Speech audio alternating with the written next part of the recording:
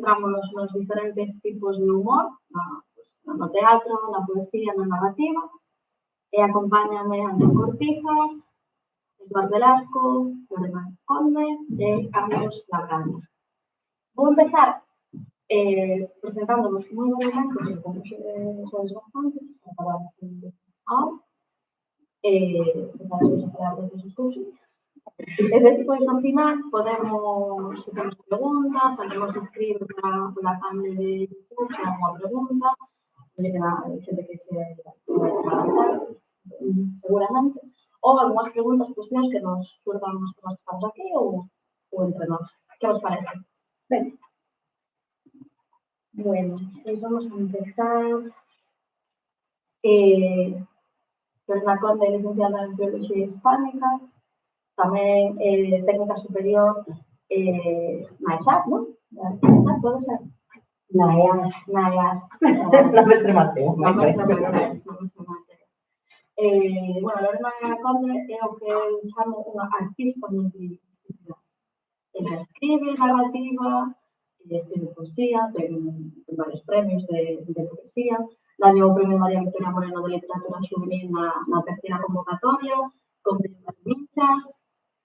Eu vim a actuar, dramaturga, escribe obras de teatro para diferentes compañías teatrais, entre elas a Ferón. En cuanto a Limparo tamén podemos publicar esas obras.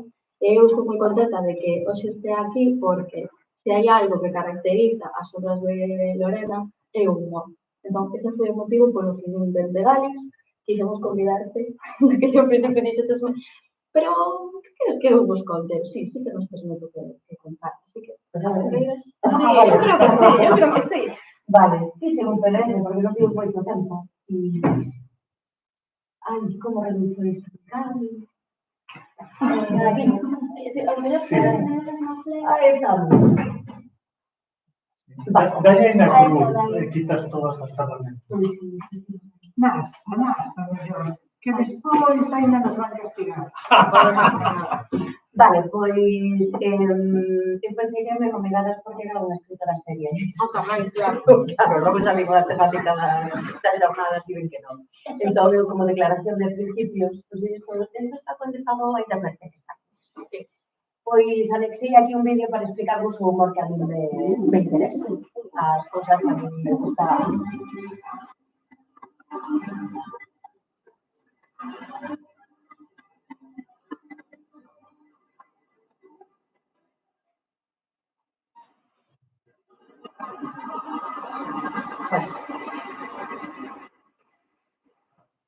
Isto é o que a mí me gusta, me interesa e o que me fai gracia. E entón, a partir de esa, falamos. Eu fixen estes días, que non tive moito tempo, porque estamos entre funcións e estrea e tal, fixen aí, tomei unhas notas e xunteinas todas e fixen unha esquemiña. Este é o esquemiña que vou seguir. Como vedes, hai moito maneiro, está moi grande. E logo xunteinas todas no PDF. Entón, vamos a ir seguindo por aquí. Entón, pois sí, escribí 2 libros de literatura infantil e juvenil, un infantil e outro juvenil. Entón, ese é o requisito e o outro era o humor. Non sei moi ben que máis podo achegar eu aquí, fora de que o humor me parece unha ferramenta imprescindible para enfrentar a vida, non? Para que os días sexan un pouco menos negros. Eu esta mañá fui tomar un café e roubar un paraguas que mercar a semana pasada. Entón, claro, se non sales e talís. E, bueno, intentei mangar outro, pero non me saliu outro día, pero quero dicir, a vida a veces hai unha patada e hai que levala con un pouco de humor. Tamén penso que o humor non se pode forzar, creo que o humor se pode entrenar no ambiente adecuado. Creo que se estás rodeada de persoas que teñen humor, é máis probable que ti sexas unha persoa con humor ou que te contaxies dese humor. Por iso é importante rodearse ben, non? E E tamén iso do que din de que do que se cría se come, non? Sí, do que se come se cría, ves? Mira, xa fixen. Que do que se come se cría, é dicir, que si na literatura que tú lees habitualmente hai humor, e un humor inteligente e un humor que abre outras perspectivas sobre a realidade, é moito máis fácil que tú logo o poidas apreciar na tua vida cotidiana, non? Creo que iso é aí. E logo, claro, eu estou aquí como escritora e como profesora, eu non sei quen decidiu iso, porque a miña carreira de profesora é moi variada, iso é certo, pero é bellísima. Non sei como conseguí que fose tan variada en tan breve tempo. Pero sí que o feito de facer teatro e de facer un teatro que non se escribe na miña mesa, senón que se escribe na sala de ensaios, dá lugar a moitas situacións de humor e tamén a que o humor se cole aí no teatro. Entón, e tamén o feito de que hai como tanto a literatura como os xéneros literarios, que o título na mesa, non? Os xéneros literarios arrodeaos un halo así como de solemnidade e de cosa de estudios superiores e de teoría da literatura e todo isto, non? E logo realmente, pois, tampouco é tan así, non? Creo que tamén para conectar coa xente, aparte de ter unha sensibilidade común co resto dos mortais e sabela transmitir, o humor funciona tamén dese xeito, non? É como unha conexión co exterior, tanto unha espectadora, como unha lectora, como alguén que está escoitando a conversa, non? Penso que calquera xénero é susceptible, creo que nin os obituarios están, o sea, creo que colle aí tamén que haxa humor. E de feito, eu agradezo moito, agradecía, cando a veces lle pasaba unha visual ao xornal das esquelas, pero na miña casa leía as esquelas antes que calquera outra cousa para estar ao día. Pois cando ves unha esquela escrita con humor, agradecese moito, non? Parece que, bueno, a esta persoa que lle fixeron esta esquela ou que a deixou encargada era unha persoa que viviu a súa vida, pois, con outro punto de vista, non? E as persoas que a rodeaban e que tiveron o humor de dicir, no, bueno, deixa escrita esta esquela, vamos a poñer no Faro de Vigo, non? Esa xente tamén pois, non sei, a mí dame un pouco como envexa, non? Que esa xente que rodea esa persoa que xa non está, pero que tivo a ben manter ese humor incluso despois, non? Creo que ningún xénero literario é refractario ao humor e penso que ningunha obra literaria debería deixar, por moi sisuda e por moi seria que pretenda ser, non debe deixar nunca de lado o humor, porque, bueno, é un dos ingredientes da vida, non? Si se pretende esa conexión con quen reciba a obra, ese toque de humor é necesario. Logo, claro, eu como profesora non podo falar moito do humor nas aulas, porque eu empecé a ser profesora de instituto en pandemia e non había moito para o humor, había máis o como a desesperación e arranxar como se puidera, non? Pero sí que como alumna, eu que recordo é que as persoas que máis influíron en mí, as docentes e os docentes que máis influíron en mí, eran xente con un humor moi particular, eran xente que nunca lles vin utilizar o humor para ferir a alguén máis débil que elas e eran xente que non intentaba ser graciosa. Eran xente que asumía o humor como unha parte intrínseca de si mesmos, non? E creo que iso crea un ambiente, primeiro un ambiente moi aberto e moi relaxado para estar na aula.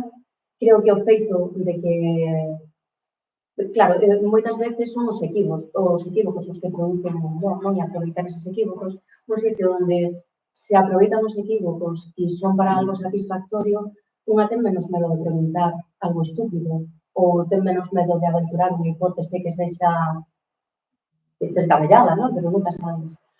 Entón, creo que esas persoas, para min, crearon un ambiente adecuado na aula para que, con toda a confianza e con toda a calidez que se xera así, puderamos ter un ambiente moito máis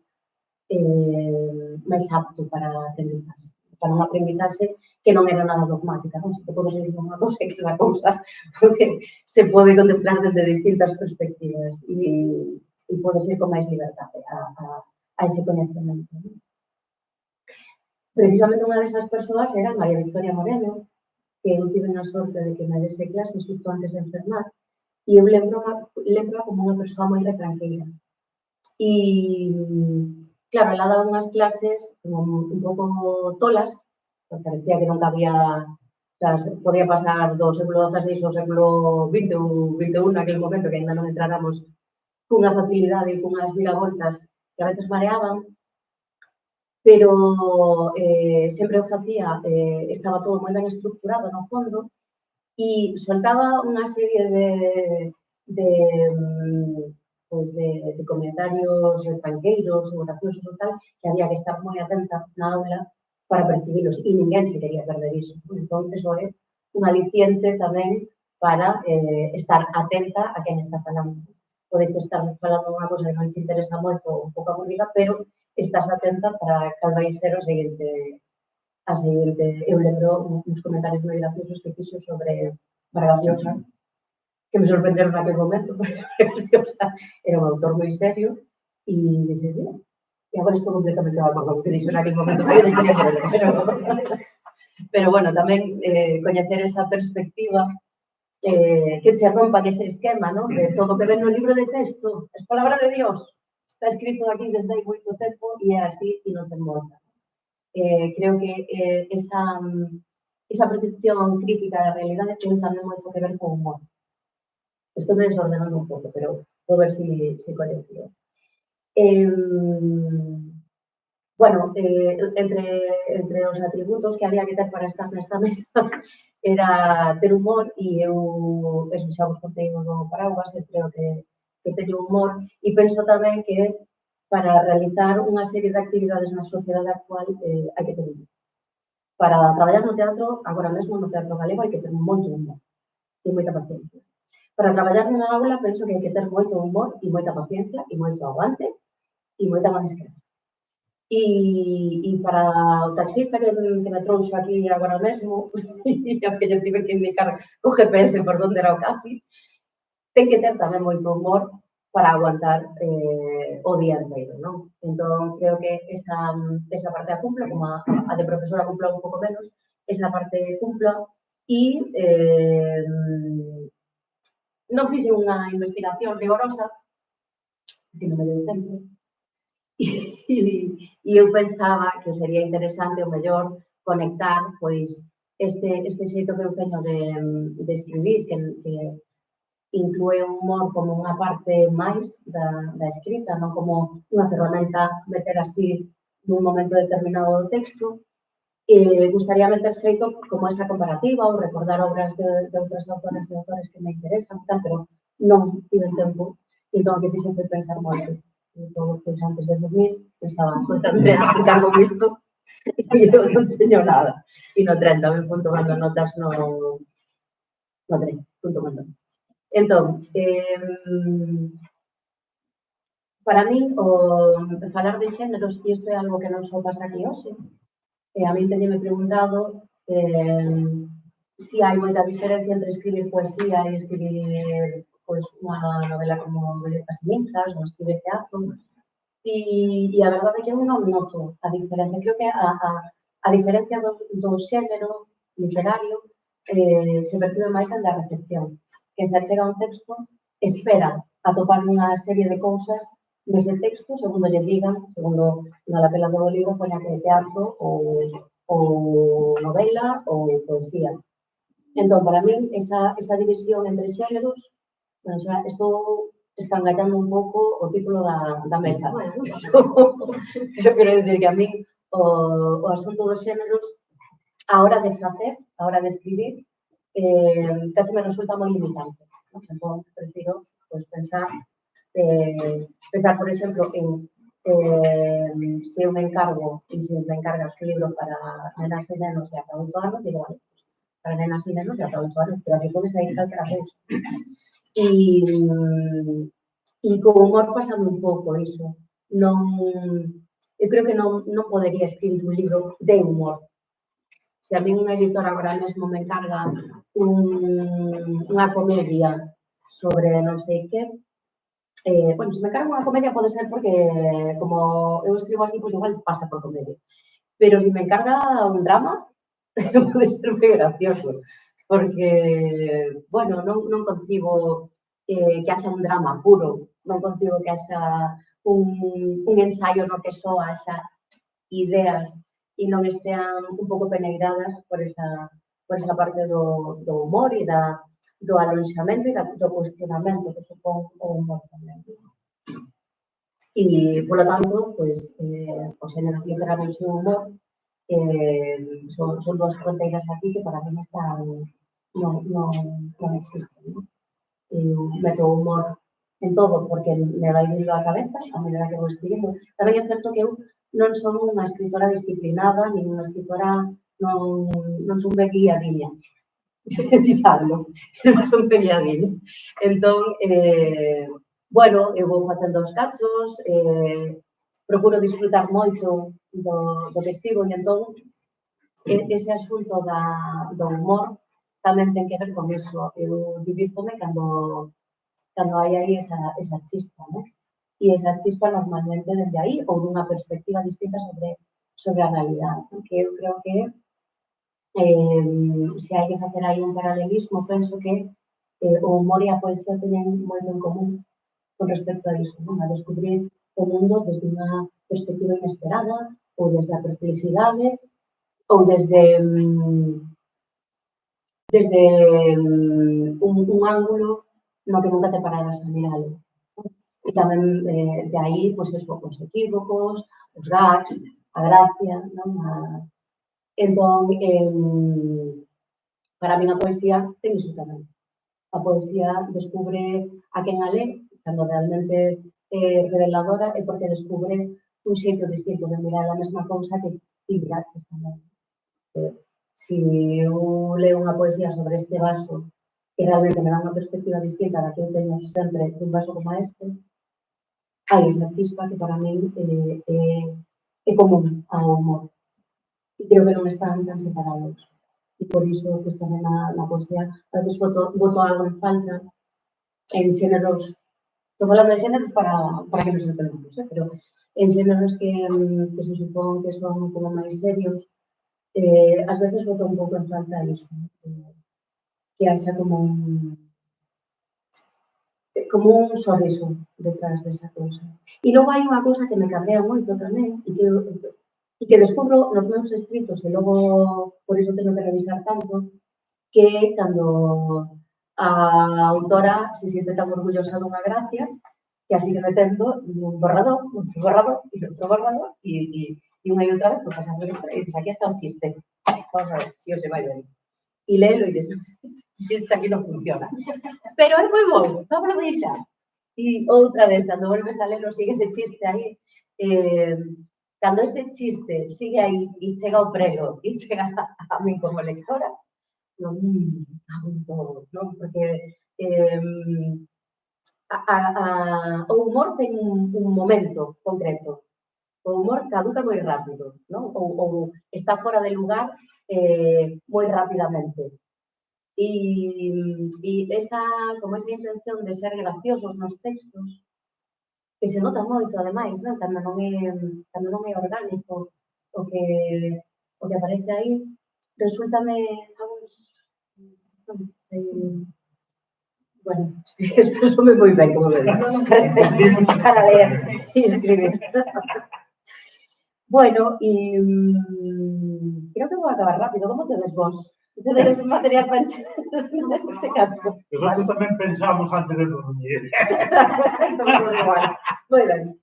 Pois, iso sí que creo que o humor exixe das persoas que reciben e que o emiten como unha sensibilidade especial, como uns sentidos abertos de outro xeito, non? É como percibir ondas distintas, non? Ondas sonoras e ondas de cor distintas ou ter unha papila gustativa diferente, non? Ou un pouco máis afinada para esas cousas. E o bo desto é que, o sea, o bo para mí, porque eu teño a concepción de que unha persoa sen sentido do humor non é un caso perdido. Eu penso que iso, pois o que dicía antes, non? Depende de con quen vayas, pois podes ter máis humor ou non. Eu teño a sorte de que a mí me rodean xentes moi graciosas, pero moi graciosas, que son capaces de pedir unha caña e que se descojonen todo o bar, non? E iso é, non creo que, bueno, hai xente que ten un don así, pero creo que tamén o relaxarse e tomarse a vida doutro xeito e ver as cousas dun modo máis relaxado e máis aberto, permite que flúa todo iso, non? E tamén hai que saber aproveitar iso, non? Hai que saber como recibir a esas persoas que son graciosas. Eu escribo moito, a veces, escoitando as voces desas persoas, non? Nos libros, a veces, as personaxes falan coa voz dunha persoa que eu coñezo e digo, aquí diría isto. Que moi gracioso. Vai. Non, que creo que ese tipo de... Sí, creo que é unha virtude tamén, non? É como un... ten moito que ver para min coa verdade, non? Coa bondade, coa beleza. Hai chistes preciosos, chistes moi malos, pero que son preciosos, non? E por iso tamén creo que está conectado coa poesía, que creo que está conectado con mesmo, non? Coa verdade, coa beleza, e cando digo beleza non digo cousas armónicas e tal, non? Hai moita beleza no torto, no desaxustado, e coa bondade. Eu penso que a xente que fai humor, pois un humor que adule o poderoso e que humille o que é menos poderoso que a él, iso non é humor. Para mí iso non é humor. Pero, bueno, eu teño unha concepción así un pouco particular, non? E as persoas que intentan vender chamoto facendo chistes, para mí iso tampouco é humor. Xente que... Outro día a miña irmá falaba cunha inmobiliaria, porque a miña irmá está intentando mercar unha casa. Iso tamén é moi gracioso, teño moito humor, porque penso, miña irmá vai non poder facer eu, seguramente non. E a da inmobiliaria mandáballe todo o tempo mensaxes e ao final de cada frase poñía jejejeje, jejejeje. Esa señora non se está riendo realmente do que che está dicindo, non? Creo que hai tamén como unha onda na que o humor é verdadeiro e logo hai humores que son impostados. Bueno, non sei, creo que o hábito de ler e o hábito de escribir tamén che dá a práctica para saber cando esas cousas están dando, non? Cando se está dando un humor que é verdadeiro, que sae, que é orgánico, que corresponde a ese momento e cando é ficticio, non? Cando está colocado aí porque é o momento do humor. O golpe de platillo, non? A veces casi o es. E logo teño subtemas, que estes subtemas non os desenvolvín, anotei no teléfono. O humor é a sorpresa, pois está un pouco claro, non? O humor ten que ver con sorprenderse. O humor e o poder, para min está claro. O humor e a verdade, creo que ten que ver con o humor e o poder tamén. O humor e a beleza, creo que ten que ver con esa cousa da perspectiva diferente que ofrece sobre a realidade. O humor e a climatoloxía. Eu teño moito mellor humor cando vai bo tempo. Non sei se é unha cousa generalizada, pero son capaz de escribir cousas moito máis graciosas cando fai bo tempo e vai sol e tal, que cando leva 2 semanas choendo. O humor e a cobardía, que creo que tamén ten que ver con o humor e o poder. Hai xente que se dedica a facer humor dun xeito moi cobarde, dun xeito que solta putades que pensa que poden ser graciosas, pero sabe exactamente contra quen as está dicindo e en favor de quen as está dicindo. O humor e o bo comportamento, non? Hai cousas que pasan nunha aula que teñen que ver co humor, que son graciosas e que tampouco se lles dá ese espazo, porque na aula hai que manter como unha actitude concreta, non? Entón, a min iso parece unha pena. Tamén é certo que, por outro lado, tes o risco de que a clase se desbande e que se convierta eso en el circo del sol, pero creo que deixar espazo para ese mal comportamento, non? Cando xurde ese impulso, non? E dar ese espazo para que se disfrute na aula entre todos, creo que é positivo. O humor e os límites. Aquí non me vou meter porque isto non teño nada claro, non? Os límites do humor hai é peliagudo, non? Sospeito, teño a intuición de que tamén ten que ver co humor e o poder. Penso que os límites do humor, creo que cara arriba non debería ter límites, cara abaixo, sí. Todo que sexa, todo aquel que teña menos poder que ti, non ten por que sufrir o teu humor. Penso que ten que ver con iso, pero, bueno, non o teño moi claro e ainda está todo o mundo intentando saber cal é o límite do humor, non vou resolvelo eu. O humor e o contexto, non? Hai cousas que pasan que son moi graciosas nun contexto e que noutro non teñen significado ningún. Entón, penso que tamén parte desa sensibilidade está en apreciar ese momento no que se dá, no que ha caído. E aquí estaría todo. Agora podemos falar un pouco agora malas notas. Canto levamos? Son de 35. 35.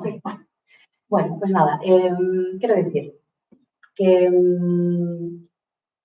unha parte moi importante do humor e que nos ensinan poucas veces é o humor sobre un mesmo, non?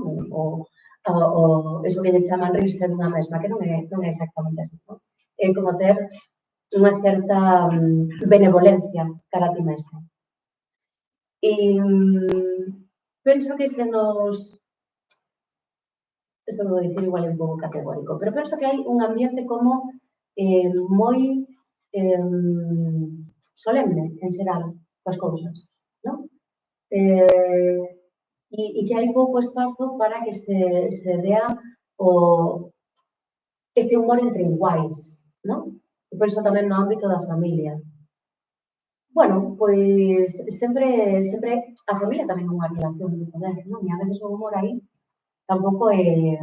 Os nenos a veces fan moitas gracias, o sea, fan moita gracia cando a ti te sorprende como adulta, pero que eles non están pretendendo facer gracia.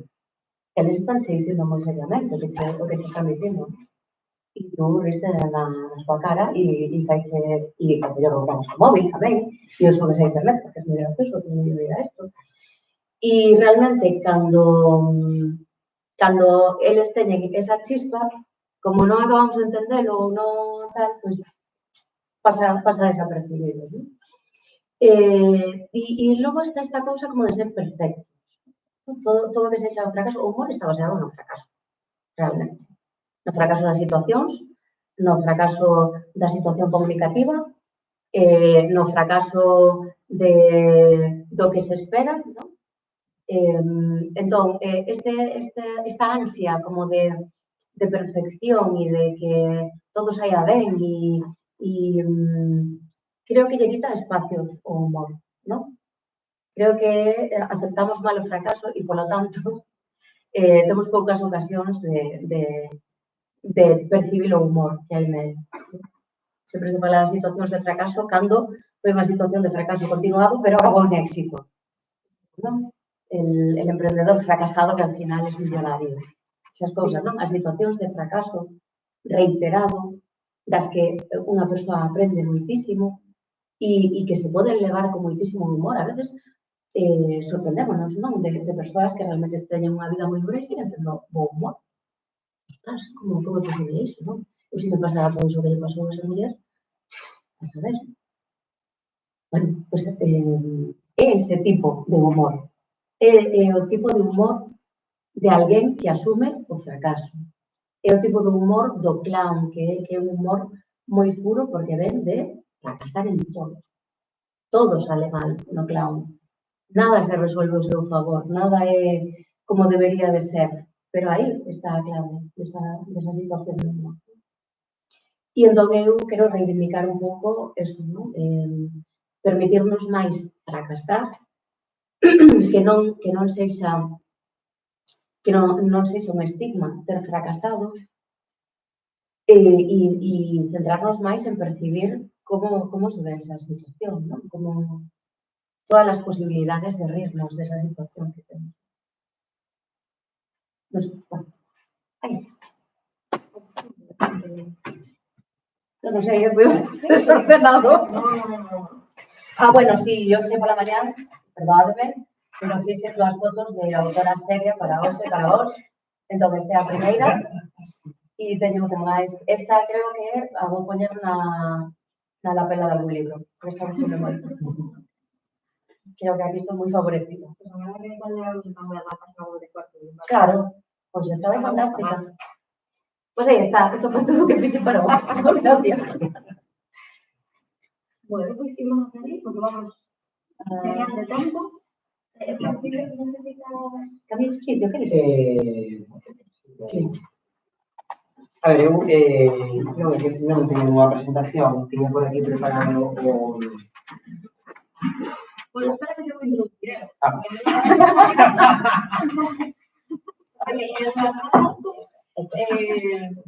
Bueno, Eduardo Velasco é profesor, é docente, é traductor, fixo a traducción, tivemos a sorte de que moitas obras de autores e autoras galegas se poidan ler en Cataluña en catalán porque Eduardo foi a persoa que fixe a traducción, como por exemplo o libro de Antía Llanes Non veces por unha Monte Rosa, e a verdade que eu non sei, eres catalán, eres medio galego, non? Esa quería preguntarche, porque non sei. Eu tampouco teño claro, pero bueno.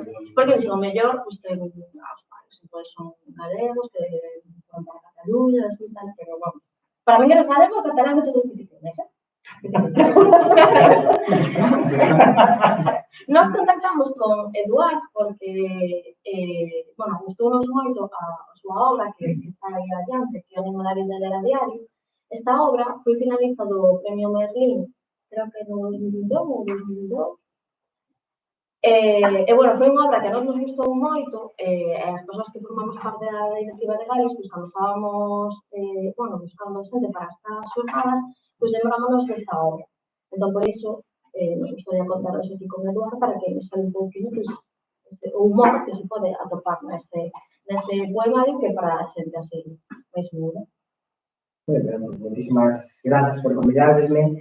Un placer estar aquí non só para falar do meu libro, porque só teño un libro infantil, e tamén para podervos escoitar. Eu estou un pouco así porque, xa o dixo, só teño un libro, sei que tomai con humor, pero como dixo agora Lorena, que o humor está baseado no fracaso, pois xa estamos en certo fracaso de entrada, non?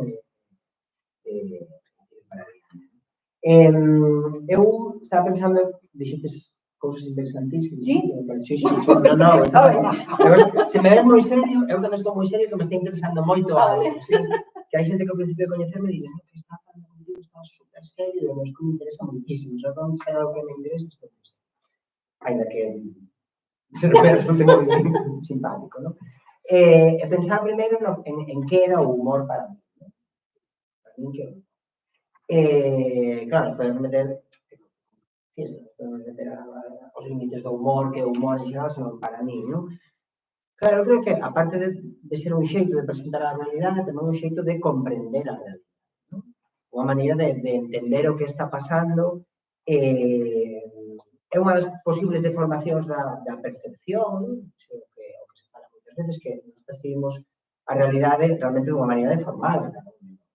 Pois o humor non deixa de ser, ou a ver por que menos de formación, pois unha persoa que deixa a realidade desde a seriedade ou unha persoa que deixa a realidade desde o sentido do humor, non? É certo que tan pesado tamén alguén que sempre está serio como alguén que sempre está rindo ou sempre está facendo bromas, non? Que cada cousa ten un momento, pero sí que hai unha ollada. Ou hai persoas pois, que tenden a ver a realidade ou a comprender dunha maneira e de outra, non? En todo caso, eu creo que o humor, sobre todo, é un lenitivo, non? No sentido de que a vida pois, non sempre é agradable, ten momentos difíciles, non sempre podemos estar de humor, pero sí que hai moitas ocasións nas que unha broma, que ás veces esa broma é simplemente unha palabra ben escollida, non? Esa broma é saber como tens que escoller a palabra, pois permite rebaixar a tensión, quitarlle ferro a unha situación que pode ser delicada, unha situación de tensión, non? Decías ti, Lorena, tamén, estas persoas, non, que pasaron mal na vida. Eu tiña unha tía, unha tía do meu pai, que xa morreu hai anos, morreu con 92 anos de fin de semana, estando de fin de semana, está perfecta, que é unha muller que sempre nos facía bromas, sempre estaba alegre, é unha muller que enterrara o primeiro home e a súa filla. Pero esa casa era como un referente de persoa pois, que sempre facía que te sentises ben, que estiveses ben, claro, até que punto eso contrarresta ou como ela dicía, eu xa chorei moito na vida, non? Agora onde pues, que gozar do que se gozar do que me queda, pois, bueno, 40 anos máis, así, a súa longa vida. Lembrachesme un pouquinho disso, estas persoas que a veces pensamos, como pode ser que teña ese optimismo, ese carácter con todo o que pasou.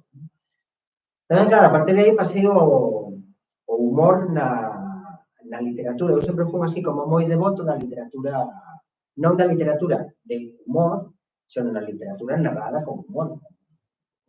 Sí, non? Da literatura que retrata calquera situación con humor. Penso en autores ou autores pues, que a mí me gustou, me gusta moito ler. Penso en Cunqueiro, en Joan Perucho, ¿no? Que además seguramente en obras interesantísimas, en Cid Cabido, María Alonso Seisdedos, que decíamos como traductora tamén do catalán, ¿no? Que traduciu agora a Irene Solá, e que publicou a súa primeira novela, que é unha novela simpatiquísima como ela tamén, é dicir, que non é soamente que sexa unha novela de humor, é que só aquela lingua que ela ten dentro, ¿no? Aquela maneira de falar, aquelas palabras xa ves que hai un grandísimo sentido de humor detrás, ¿no? Ou tamén na literatura infantil, penso en Paco Martín, penso en Berta Dávila, hoxe en día. Na poesía, penso en Gloria Fuertes, penso en Enrique Casas en Cataluña, penso en Elvira Ribeiro, tamén, non? É dicir, é unha literatura que a mí me gustou moito ler e, ademais, creo que tamén é importante que tenhamos en conta de que non sempre podemos estar lendo cousas serias, lemos para aprender e aprendemos lendo, non? Pero a mí lembra un pouco cando eu era adolescente, claro, que queres cultivar, non? Que a miña nai me dicía, non, me ponme unha película que me entreteña, tal, e pensaba, que señora, que pouco interese, non? Pouco interese polas cousas, claro, digo, non, a miña nai, pues, como pasa agora nós, pues, estaba cansa, estaba farta de traballar, da casa, de non sei que, o que quería, pues, unha película que entretivese, e tamén a literatura ten que cumplir esa función. É dicir, non sempre estar lendo para escrever, para entreternos, non? Ler para pasalo ben, ler para facer o día que haxa metro en Galicia, non? Para conseguir o metro, facer 10 paradas de metro, entreternos durante ese.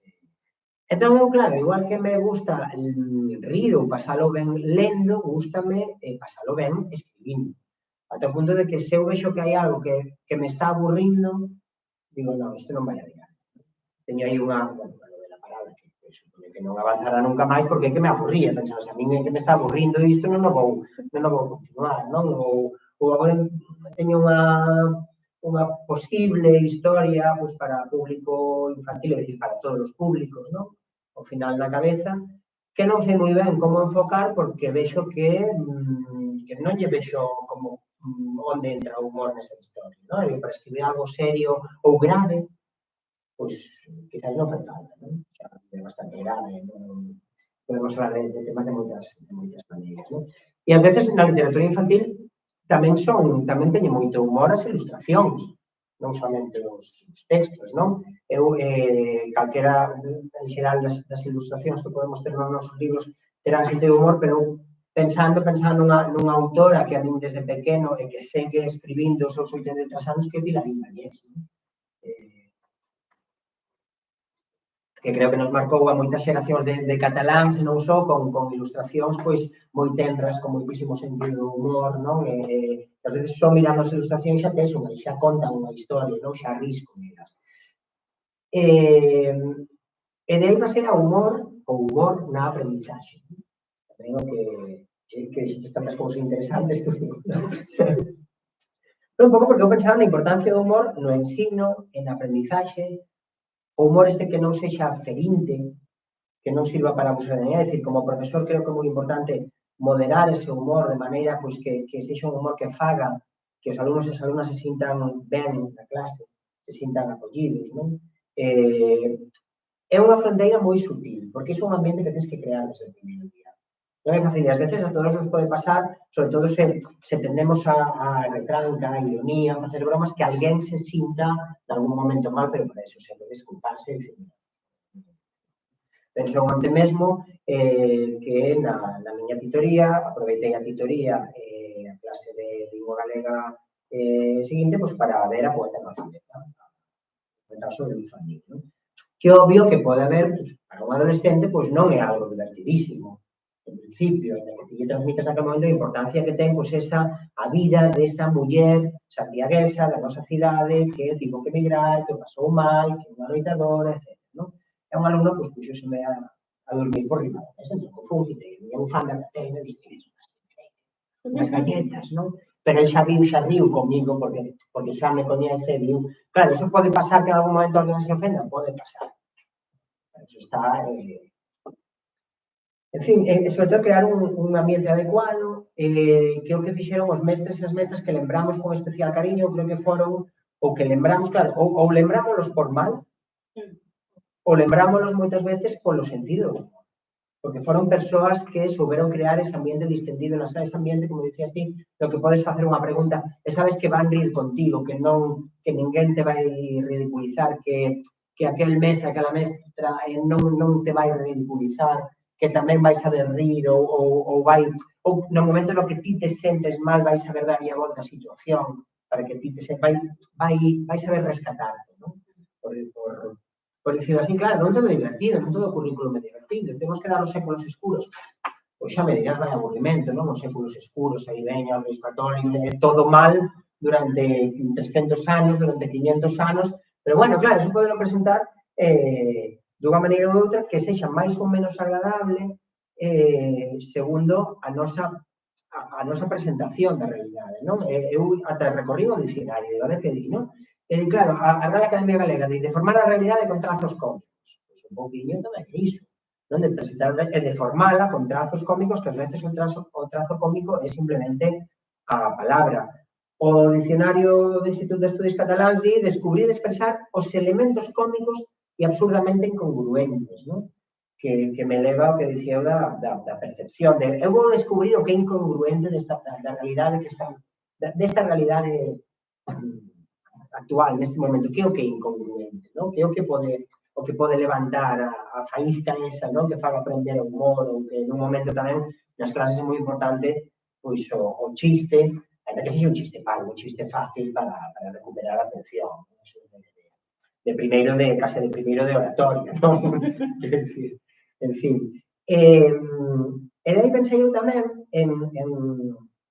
levoume a pensar a posteriori, claro, porque moitas veces cando escribes non és moi consciente do que estás escribindo, non? Iso de, que quixeches dicir neste verso ou neste poema? Pois honestamente non teño nin idea do que quixen dicir, non? E por que aquí neste poema falas... Pois non teño nin idea. Sí que é certo que no animalario del Diario, con Bicharía da Noite do Día, que ao final tiven que negociar que o título longo estivese dentro e o curto fora, porque se non vamos a ampliar a colección, moitas veces tampouco o que eu fui pensando despois non é algo premeditado.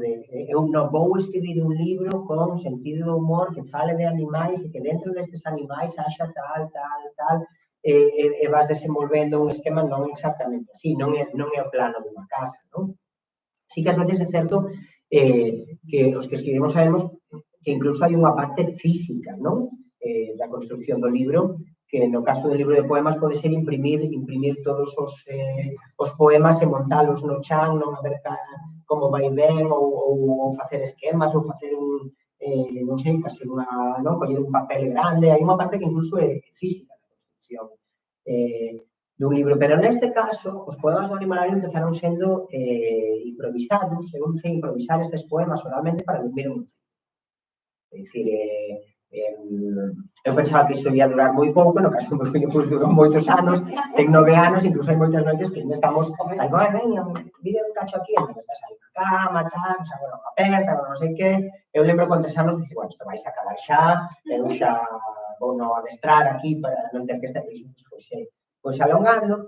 Isto que é moi gracioso, que é tan bonito, dormir tamén é moi esgotador, non? É dicir, claro, cando son as 8 está dormindo moi ben, pero se son as 9, ou son as 10, ou son as 11, e ti estás canso, estás farto do día, tes ainda que traballar, tes cousas da casa por facer, os cacharros por fregar, e todas esas cousas, e a casa feita un Cristo, pois é esgotador dormir ao neno. Entón, eu outras veces penso, mira, esos poemas que eu ia improvisando tamén me servían a min para sobrelevar esa situación, aparte de que iso che crea un momento de intimidade co teu fillo, de baixar as revolucións, de que sexa un momento bonito, tamén serven para sobrelevar ese momento, non?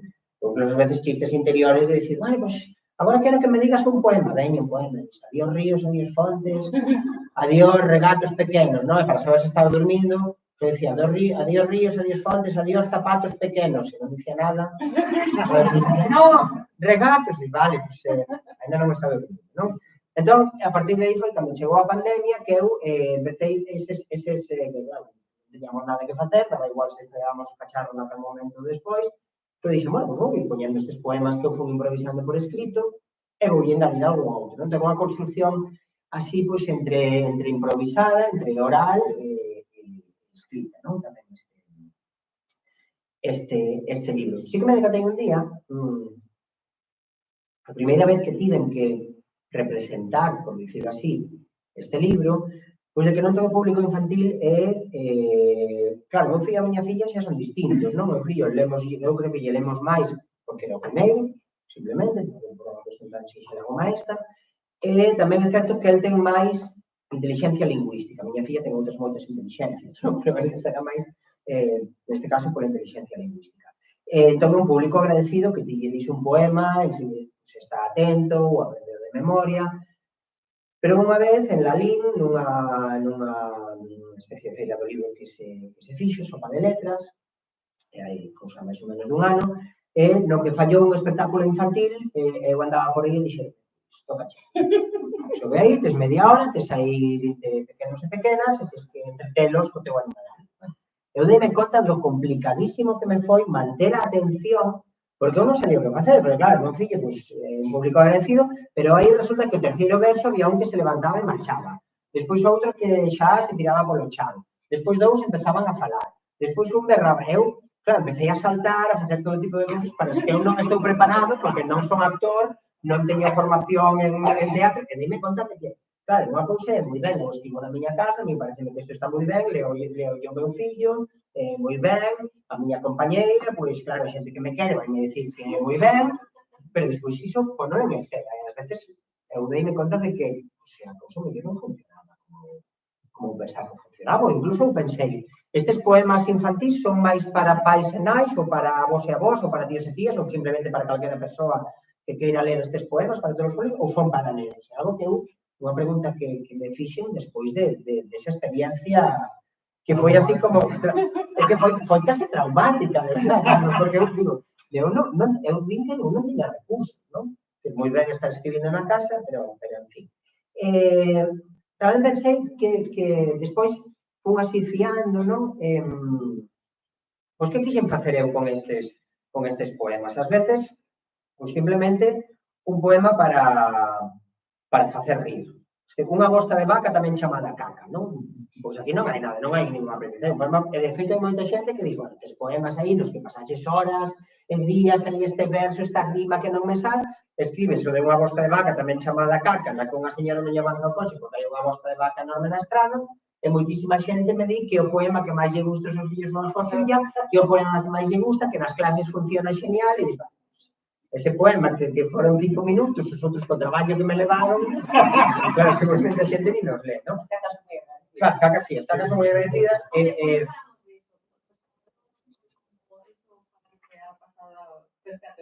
claro, sí, no, además o humor catalán pues, tamén é moi escatolóxico, non? Que ás veces eso pasa, que faz unha broma aquí, e dis, vale, esta broma aquí non funciona, é unha broma catalá, e ás veces pasa lá, pasa unha broma de aquí, non funciona, non? Ou o dunha vaca loura para ler moi rápido, pois tampouco hai ninguna aprendizaxe, o poema justamente para ler moi rápido, non? Este é unha formiga que para moi colegas, avisou unhas pegas, mira de pegas moros que te lo facas todo na perna unha barriga, e debería pasar sempre a rubia vaca loura, para vaca loura grande, que xa non sabía xente, é para facer rir, xa está, non? Outra cousa que, claro, vas facendo naquel momento de maneira máis ou menos consciente, non? Introducir un refrán, sempre hai un sapo para sapo. Asubia a noite, dorme o día inteiro, sapo mormeiro, cantalle a noite, sapo mormeiro. Ou a partir dun refrán, non? Que o refrán é decir, mira que tipo tan raro, ao final, pues, casou. Ou esta tipa, mira que antipática, ao final, sempre hai un sapo para sapo, non? Que tamén este humor da sabedoría popular, non? Igual que introduces un refrán, pois unha palabra, non? Feito así con máis ou menos humor. Vou me liar, non? Pero tamén ás veces o humor permite facer unha reivindicación, non? Reivindicar algo, no sentido etimolóxico, non? Pois dicir unha cousa con forza, non? O da cascuda viguesa, non? Que di cascuda viguesa, cascuda de Vigo, que corre na ría, que comes do lixo, dixía que os coches baixan como un río, apura non pares, cruzando a Gran Vía, unha cascuda que eu fago subir despois a un cruceiro en Vigo, non? Bueno, pois mellor estás falando realmente deses animais que non aparecen nos animalarios porque non son nos libros, porque non son tan bonitos, das persoas que pode haber nunha grande cidade que ás veces están en situación de marxinación, claro, tes aí o cruceiro, tes un cruceiro, un gran cruceiro que ademais que está contaminando, no que valen miles e miles de euros pasar aí unha semana e hai xente que non vai ver eses cartos en todo o ano, non? Estás falando tamén desas cousas. Podes denunciar, tiña por aquí o panoco do xeado, non? O panoco do xeado, o bañista é o animal máis parvo de toda a praia, que deixa lixo ciscado cando recolle a toalla. Merece que o mar lle deixe a casa chea de argazo, que lle encha de area o chan e de auga salgada ao vaso. E iso, nun libro de animais, pois eu quero meter o panoco do xeado conscientemente para denunciar este tipo, pois que vas á praia, que ás veces ir á praia, que ata é un problema, porque vas cos teus fillos á praia, home, se vas ti, pois mira, pero vas cos pequenos, e resulta que hai unha cabicha, que hai un cristal, que hai lixo por aí, non? Pois dis, pois tamén está ben. É certo que a literatura, que ás veces é un pouco cansado, non? É un pouco canso isto de ler literatura infantil sempre con función pedagóxica, non? Ás veces está ben, non? Pois un libro que necesita un libro que fale pois de a importancia de lavar os dentes, pois tes un poco infantil da importancia de lavar os dentes, non? Non todo ten que ser así, pero tamén o humor serve para isto, non? Para dicir, se ves un poema que rime, pois eu quero denunciar isto e que quede claro, non? Hai un que fala da extinción dos animais, ou falar de tópicos, non? Tópico lingüístico. Cando se diga, cal é a palabra máis fermosa da lingua galega, que diga xente? Lacón. Lacón, mira, ves aí, non escribecho, non? Entón a xente diga bolboreta, non? A palabra máis fermosa. Claro, como outras linguas non se fala das palabras máis fermosas, pero aquí dicía, ainda hai quen di que a bolboreta ten un dos nomes máis fermosos. E que terá esta lepidóptera que non teña os raposos? Todos os nomes son bonitos, o do merdeiro e o dos osos, o do cagón, o bufo, os pitos, mesmo os dos cochos máis cotrosos, non? Isto estás falando ou pode che dar pé a cuestionar un prexuizo lingüístico tanto para ben como para mal, non? A lingua tan boa para lírica. O alemán para filosofía, claro, como non sei alemán, pois claro, non podo pensar tan ben, porque me faltan eses prefixos, eses sufixos, non? Vou ben de tempo. Falar de sentimentos, non? Aquí se me vou poñendo serio, non? Falar de sentimentos. Que esta ademais preguntei ao meu fillo que era moi pequeno. Un poema que, ao principio era esvarou a toupa, caeu nunha charca e mollou a roupa. Tes que pôr as lentes, dixolle o coello, ríndose a 2 dentes. Dixeme o fillo, que che parece? Dixome, mal. Porque aquí tes que dicir, díxome, non me dixo mal. Me parece, porque ti tes que poñer que o coello está triste. Entón engadinlle, non lle veixo chiste, coello pailán, que eu estou moi triste.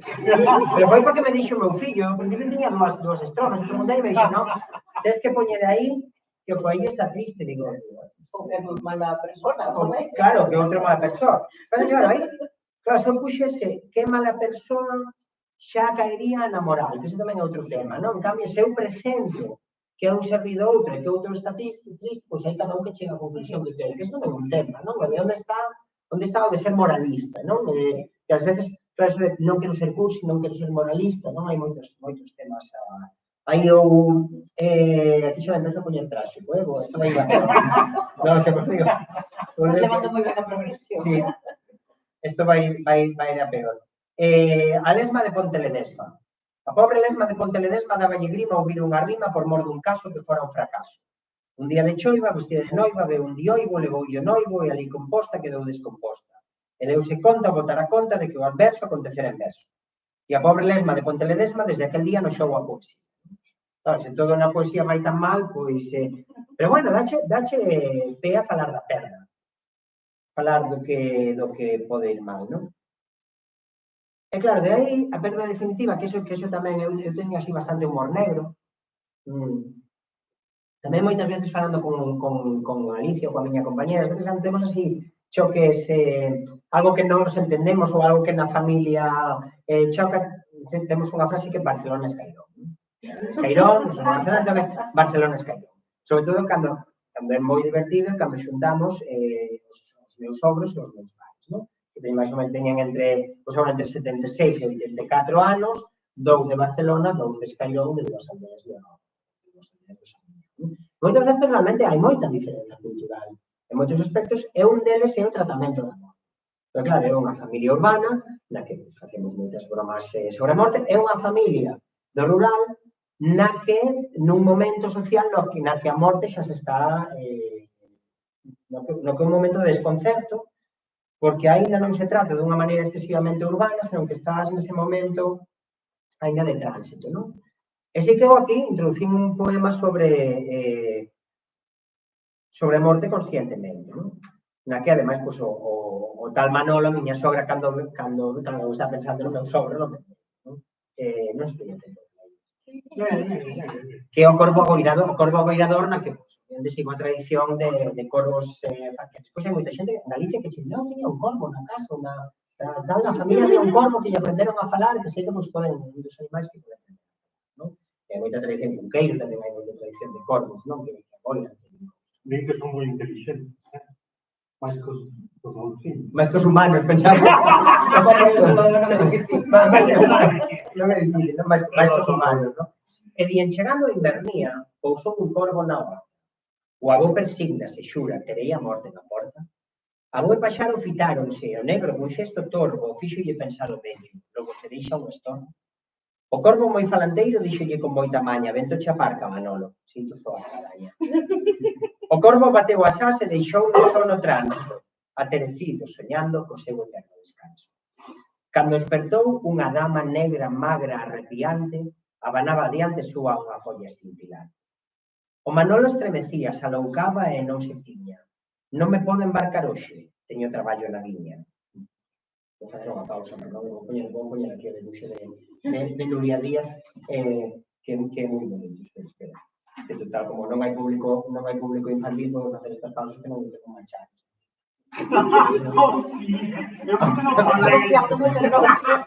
Aquí, esta ilustración de Nuria Díaz. E di, o Manolo estremecía, se aloucaba e non se tiña, non me podo embarcar hoxe, teño traballo na viña. Non te apures, Manoliño, que se veño por aquí e para ter a gadaña, ben aguzada por ti. O sobre gustei moito a a miña sogra sempre di que no Museo do Pobo Galego, unha vez que fomos, dixo, ai, aquí o Manolo estaría encantadísimo, pero pasaría horas entretidísimo afiando coitelos e fouces. De alguma maneira así, En tempos levaba 15, mesmo 20 nunha xeira, pero coa gadaña a Roma, nin meto de na carteira. Sen protestar o Manolo foi cando a morte o pendello e afioulla con ben xeito, sempre mirando a desguello. O lle acabara a encomenda entregoulle a ferramenta, ela pasou polo fío un oso da man, contenta. El con receo agardaba cando lle deu elas grazas e aínda botou un anaco mirando nel con cachaza. Estén tranquilo, Manolo, xa vexo que tes traballo, hoxe vou do veciño, que ademais sei un atallo. Se vas facendo exercicio e non te pasas co viño, antes do teu sacrificio, ainda has facer ben camiño. Viu no aboa de alía un cacho sentadiño, esbrancuxado e rifoulle seriamente. Que obsesión tes co traballo, descansa algo. Pero aquí, realmente, introducí inconscientemente o tema, claro, eu fume poñendo serio, sempre dixen que algo sería peor, o tema da morte, dicir, a morte e o tema serio por excelencia, non? Porque a morte é realmente a perda, dicir, hai moitas perdas na vida, está a perda, pois, desa que perde o mozo, está, pois, alguén pode che romper os dentes non se poden romper, pode romper as lentes, non? Pero a perda irreversible é a morte, pero en todo caso é unha perda da que hai que falar, non? Eu creo que na etapa infantil é imprescindible achegar esta realidade vital, porque realmente formase o carácter, formase a personalidade. A morte, ademais, é un excerto da vida, non? É dicir, estes son incertezas. Vimos aquí, pois non sabemos se irá ben, se non irá ben. Que eu despois arranco o coche para volver, pois o coche arranca ou non arranca, non? Eu penso, non, esta noite pois chegarei a casa, veremos unha película porque os nenos xa estarán dormindo, pois o mellor non hai película nin non hai película porque os nenos non dormen ou porque pois se encontran polo que sexa, non? Eu últimamente tamén me estive formando nestas, na pedagogía da morte, na pedagogía do dolo, como introducir, como traballar estes temas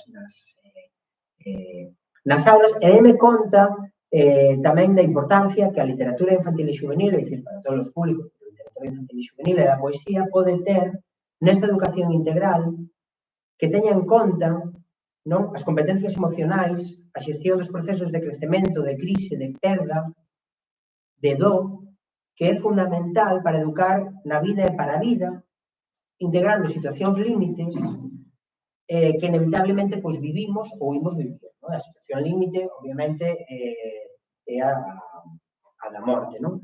Non te distingues a pedagogía do dó, agora, Leonor, entraches e viches que a cousa estaba moi seria, non? Equivoquei saíndo e metíme nunha clase. A pedagogía do dó é cando se presenta a morte, que hai que facer pedagogía en un centro educativo, por motivo que sexa, porque, claro, a situación máis límite de todas pode ser a morte dun alumno ou a morte dun profesor, pero tamén pode ser a perda dun familiar, dun alumno, que é algo que pasa constantemente, e curiosamente, ás veces pasan cursos enteros nos que parece que non pasou nada, que a ninguén lle morreu ninguén, que non morreu un avó, que non morreu un pai, que non morreu ninguén. Pero despois a pedagogía da vida e da morte, a pedagogía da vida e da morte é a pedagogía pois, que hai que facer antes de que se presente. Tamén para avanzarnos, non? Claro, a sociedade tradicional da que falaba antes puña os mortos tamén nun lugar central e non evitaba a morte, convivía con eses mortos, non? A sociedade urbana xa permite ata facer máis bromas, ainda que sexa porque os aparta, porque os enterras lonxe e xa eu veño dunha familia urbana na que enterramos os mortos e senón, ás veces podes pasar anos e anos sen volver ao cemiterio, senón que tens que volver porque che din que caeu a lápida, non? Senón nin te preocupas, entre outras cousas, porque, eu que sei, os meus mortos están no cemiterio de Montjuïc, en Barcelona, que é un cemiterio no que entras no coche, no que se non pides un plano na recepción, que te perdes aí e non te encontran ata que estás, non? En fin, claro, esta pedagogía da vida e da morte permite falar da morte antes de que se presente, aprender a xestionar as perdas, e ademais permite tamén a infancia, aos nenos e as nenas, que lles axudemos a abrir un espazo mental no que situemos esa experiencia irreversible. Ás veces, espazo mental é, agora nós na casa temos vermes da seda. Os vermes da seda é habitual que un neno cambiando as follas, esmague un deles. E está facendo pedagogía, morreu, hai que ir con cuidado, claro, non podes matar un compañeiro da escola, pero bueno, un verme se morre, non pasa nada. Pero que permite todo iso? Permite construindo o sentido da vida, darlle valor á propia vida, falar da morte, da perda, das emocións que van ligadas, non? Pois o avó, non? Que ten medo de morrer, o avó pode ter medo de morrer. O importante tamén os nosos fillos, agora realmente estamos nun momento no que nós temos casi 40 anos ou 40 anos, estamos na liña dos 40, no que os avós xa están nos 80, pois poden ser os últimos anos da súa vida, iso é algo que hai que vivir. Tamén nos pode axudar a literatura infantil, non? Permítenos aproximarnos á fragilidade humana, é dicir, este avó que está no pendello, que xa hai un momento no que é frágil, que a morte pode aparecer en calquer momento, non? Ainda que se parecille, non, xa agúzame a cadaña, despois xa volvo outro día, non? Dan ferramentas para prepararse ante a morte dos seres queridos, aprender a expresar sentimentos, non? Isto non é autoaxuda, non é unha realidade. Eu onte fun ao tanatorio de Boisaca a despedir a Luz Fandiño e eu aproveitei e levei o meu fillo. A miña filla non, vai ser por unha cuestión práctica, porque ten 4 anos, seguramente non daría estado comigo, pero o meu fillo sí. É a primeira vez que ele entraba nun tanatorio. O que pasa é que ele ten unha foto con Luz Fandiño, a vez que vimos nas festas da Guadalajara, e me dixe, lembras Luz Fandiño? Dixeme, sí, muller que falaba moi lentamente, digo, sí, porque claro, tenía un tipo de idade, non? Que pois onte, ele acompañoume, eu expliquei o que era un tanatorio, pois explicaslle que é un lugar de respeto, explicaslle como hai que estar, fomos ver, eu, claro, preguntei se o tanatorio estaba pechado, me dixen que sí, non te en conta, pero bueno, vimos que tiña aí a súa Palestina, a súa boina, había unha foto dela, as flores, todo, explicas. El fíxome preguntas moi interesantes, por que había máis mulleres chorando que homes chorando? Por exemplo, nese tipo de cousas, pero que poden permitir que a próxima vez que cando él se teña que enfrontar a isto, porque sexa perda dun familiar, pois xa terá un espazo, non? Onde colocar. Non sei se coñecedes unha... Teño 5 minutinhos aí, non máis. Sí, vai. Sí, non, vai, porque... Era verdade que ias marchar.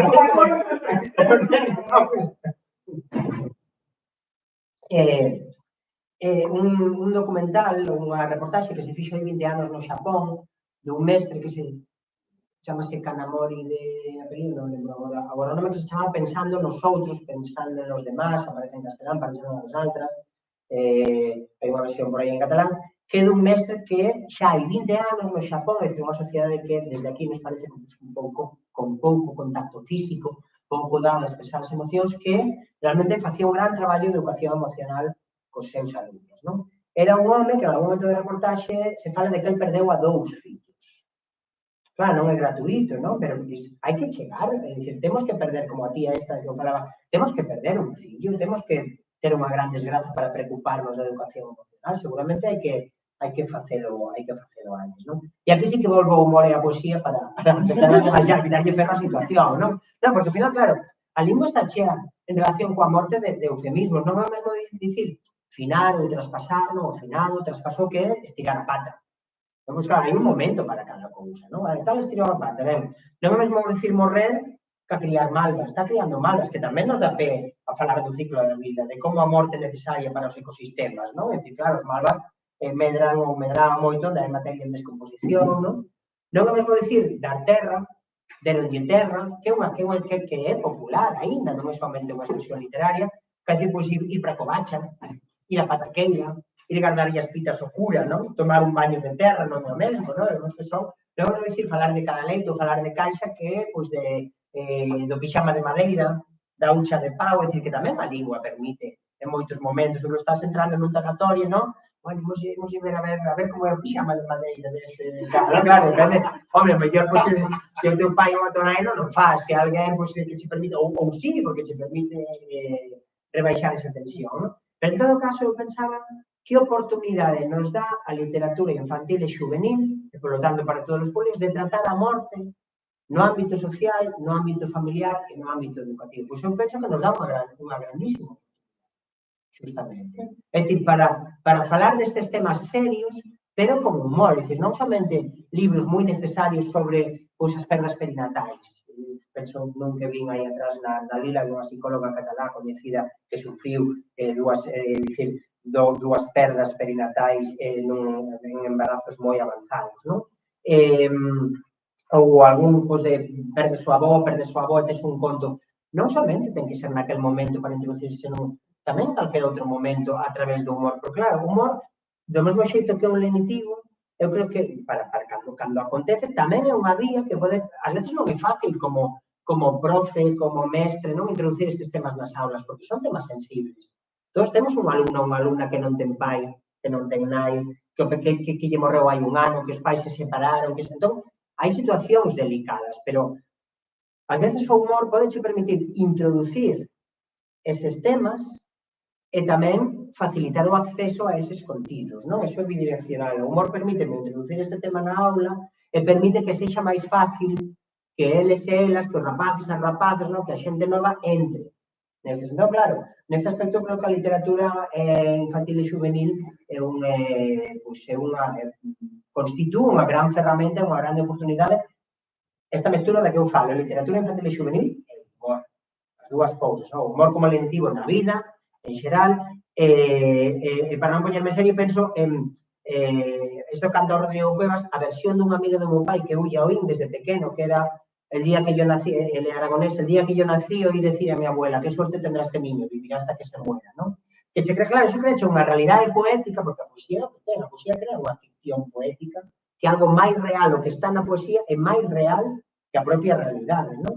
E canto Rodrigo Cuevas tamén, claro, Rodrigo Cuevas, que é moi significativo, porque máis Rodrigo Cuevas aparece pois con toda a súa performance, non? Que mestura o queer, non? O trans, mestura o que é homosexual, o que é gracioso, que non? A poesía popular, a reivindicación das clases baixas, en moitas cousas a xente aplaude, a subía, non berra, e cando di, el día que yo nací, dijo una verdad mi abuela, si este niño tiene suerte, vivirá hasta que se muera, que momento a xente non di nada. En este caso performance, pero hai un sinero, non? Que é moi significativo. Pero en todo caso, moi gracioso tamén, es decir, pues sí, pues se tes sorte, non? Se temos sorte, viviremos hasta que morramos, non? E nada, moitas grazas. Síntose, se me puxe moi serio.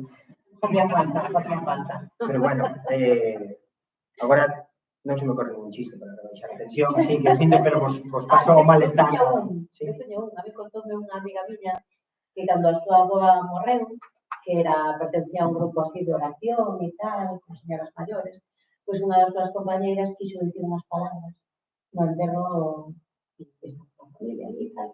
E entón esta señora levou un papel e empezou a ler e dixo, bueno, aquí nuestra amiga fulanita e tal, que la recordamos y tal, por fin ha recibido su merecido descanso. Pues sí, ahora esas cosas alivio cómico, ¿no? Eso de que... Agora recordaste no funeral do meu avó tamén, bueno, perdón, xa Debo contar outra, o funeral do meu avó que pura dixo o noso amigo Jean Catalán, o noso amigo Francisco, agora ten unha casa con vistas ao mar, e a casa con vistas ao mar é unha broma que se fai moito, unha broma moi local, moi de Barcelona, das familias pois que temos, ou, bueno, que temos nós, pois os nichos do cemiterio de Montjuïc con vistas ao mar. De montaña de Montjuïc, como que eu sempre interpretei a canción de Serrat, en la ladera de un monte máis alta que el horizonte, quiero tener buena vista, eu sempre o interpretei que ele está falando do cemiterio de Montjuïc, de cando o enterren, porque le do por placete, cando o enterren con vistas ao mar, non? Entón, é un eufemismo tamén que é moi local de Barcelona de o apartamento con vistas ao mar. Bueno, por fin terei un apartamento con vistas ao mar. Gracias. Muy interesante, bueno, vamos a continuar con Carlos Larrama. Bueno, estuve tomando notas, no antes de ver, lo que pasa es que tiene tantas cosas. É que son máis vellos do ar. Hay que resumir, pero o que sí que quero destacar é que Carlos Larrama participa desde fai moito tempo na promoción do teatro infantil galego. Entón, creo que é como o que máis me gustaría resaltar. Pertence a plataformas como a Asociación do Teatro Infantil e Juvenil de España, tamén formou parte da Asociación de Literatura Dramática Galega, correcto? De dramaturgo. Dramaturga. Que eres, bueno, tamén eres socio de Galix. A ver, Carlos ganou moitos premios de teatro. É así. Hai un, por exemplo, hoxe trouxen este libro, que creo que é o último. O último que presentei no xoves. Sí. Ícaras, que gañou o premio Facha de Teatro Infantil 2022, eu creo que saíu fai nada, porque non fai uns días.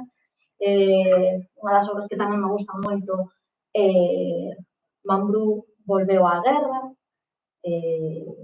o Valio, que ese premio recibiu o premio Manuel María de Literatura Dramática Infantil.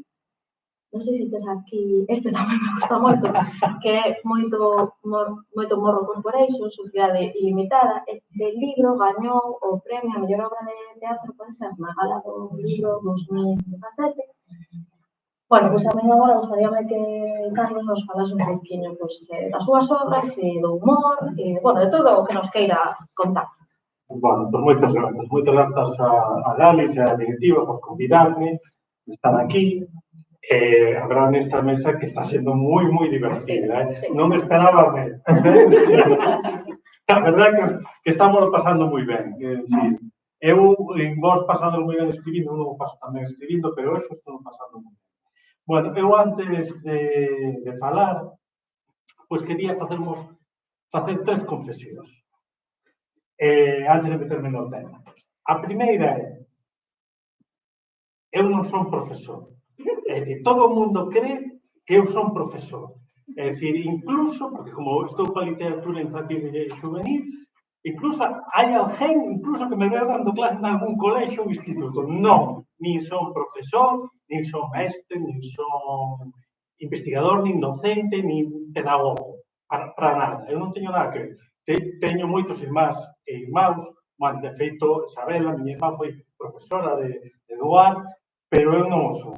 Eu son un creador, un escritor, un imaginador, gustame moito decir que son porque teño moita imaginación, escribindo, pois, o que podemos é trasladar iso que imaginamos ao papel.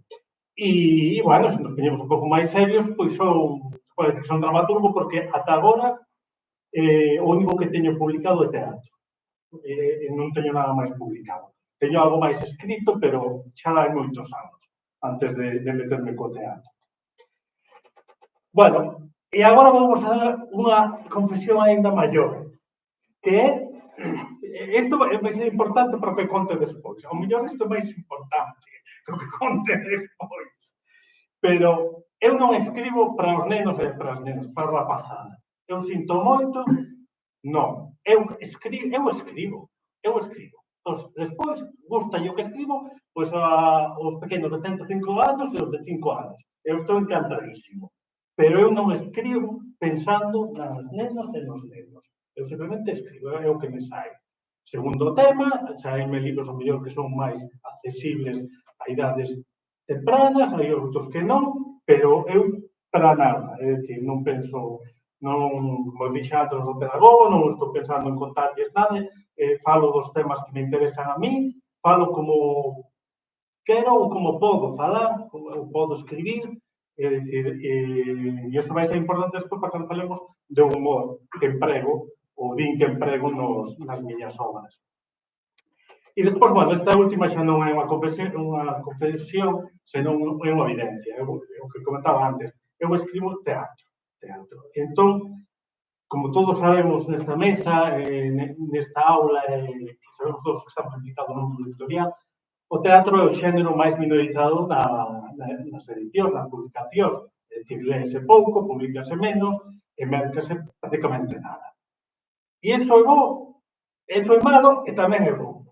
Que é malo, bueno, porque se non se vende, pois é máis difícil publicar, pero a veces é bo porque os editores e as editoras, como en este caso Andrea, cando publican un texto teatral, xa non esperan realmente que eso sexa gañar cartos como ella. Ese é un alivio, Lorena. Ese é un alivio. É dicir, eu teño que recoñecer que chegoume onte o que vou cobrar dos dereitos de autor do ano pasado, de todo o ano, non sei cantos libros te dixen. Mira, de niño, eu creo que vais en hora que escribas unha novela, porque está claro que desto non vivo, pero que non viviría nin unha semana. E iso o que comentaba pois iso é a liberdade para tratar calquera tema que podo ter. É dicir, outra cosa que nos publiquen ou non. Normalmente, o teatro publicano cando se gaña un premio. Aquí, o que comentaba antes Andrea, aquí estamos falando premio Facho, premio SGAE, premio Facho. Ti non. Pero, é dicir, por iso eu sigo presentándose aos premios porque é a vía para a publicación. É para gañar algo de cartos, porque de feito... Non, pero é en serio. Eu levo ao mellor 35 anos escribindo.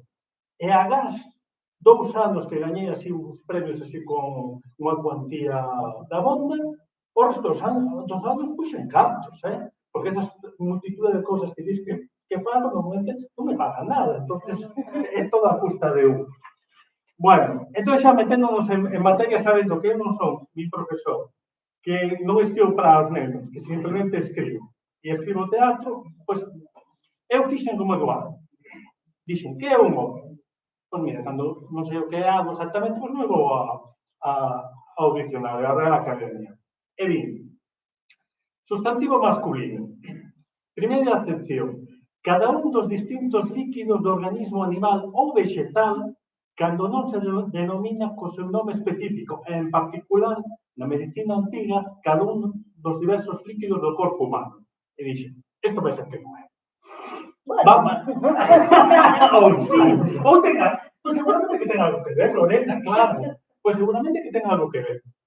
Pasamos á segunda acepción. Estado de ánimo que unha persona ten de seu pola súa natureza ou que ten de forma pasaxeira por calquera circunstancia. Bueno, aquí xa nos vamos a chegar. Porque, como antes se comentaba, podemos estar de bo humor, de mal humor, según o tempo que nos afecta a todos, bueno, según se nos dean os premios ou non, ou según vendamos ou non.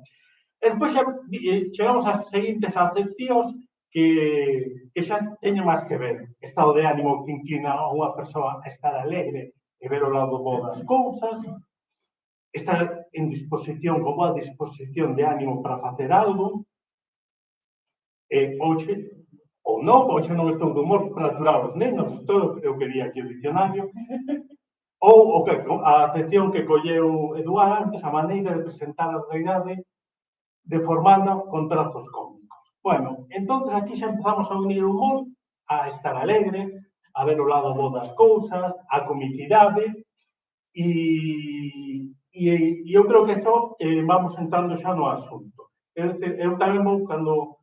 Porque eu sei que non fixen ninguna investigación, non quixo o menos, pero sei que reflexionei un pouco e fixen as unhas listaxes pero desde o que sei, o pouco que sei, o que sei. Entón, e despois quixen poñer exemplos, pois trouxen algunha obra para poñer exemplos sobre a miña obra que é a que máis coñezo. Entón, cando falamos de humor na literatura, ou que completamente no teatro, e nos vamos aos grandes xéneros, bueno, os clásicos, que realmente, como decía Lorena, hoxe en día, pois xa os xéneros xa está un pouco pasado de moda. Pero bueno, cando falamos así dos tres grandes xéneros no teatro, que son o drama, a traxicomedia e a comedia. O drama, cando falamos do humor, podemos desbotalo, ou non, porque realmente cando xa nos pasamos e queremos hacer un exceso de drama, convírtese en algo divertido. De feito, eu das pouquiñas cousas que teño escritas para adultos, moi poucas que se contan coadas, me sobran os dedos dunha man. Fixen, bueno, porque sempre me dicían, escribo algo para adultos, bueno, pues escribo algo para adultos, entonces me teño que esforzar. Teño que esforzar, porque en serio, vou escribir algo así para adultos. E dixo, vou facer un dramón, pero paséime. Entón, ese dramón era unha obra breve que iba a traela hoxe, ainda que non é infantil. Bueno, logo, sí. Creo que o mellor infantil é un dramón desgarrado de amor, unha cousa, de sábado pola tarde. E tal. Entón, presentou un premio, sabe o premio e dixen, engañou Carlos da Braya, pola comicidade do texto. E dixo, manda carallo, mellor calo, digo, sí. Cando me entrega así, a verdade que sí que é moi divertido. Menos mal que non era autobiográfico. Pois a mellor algo diso a mí.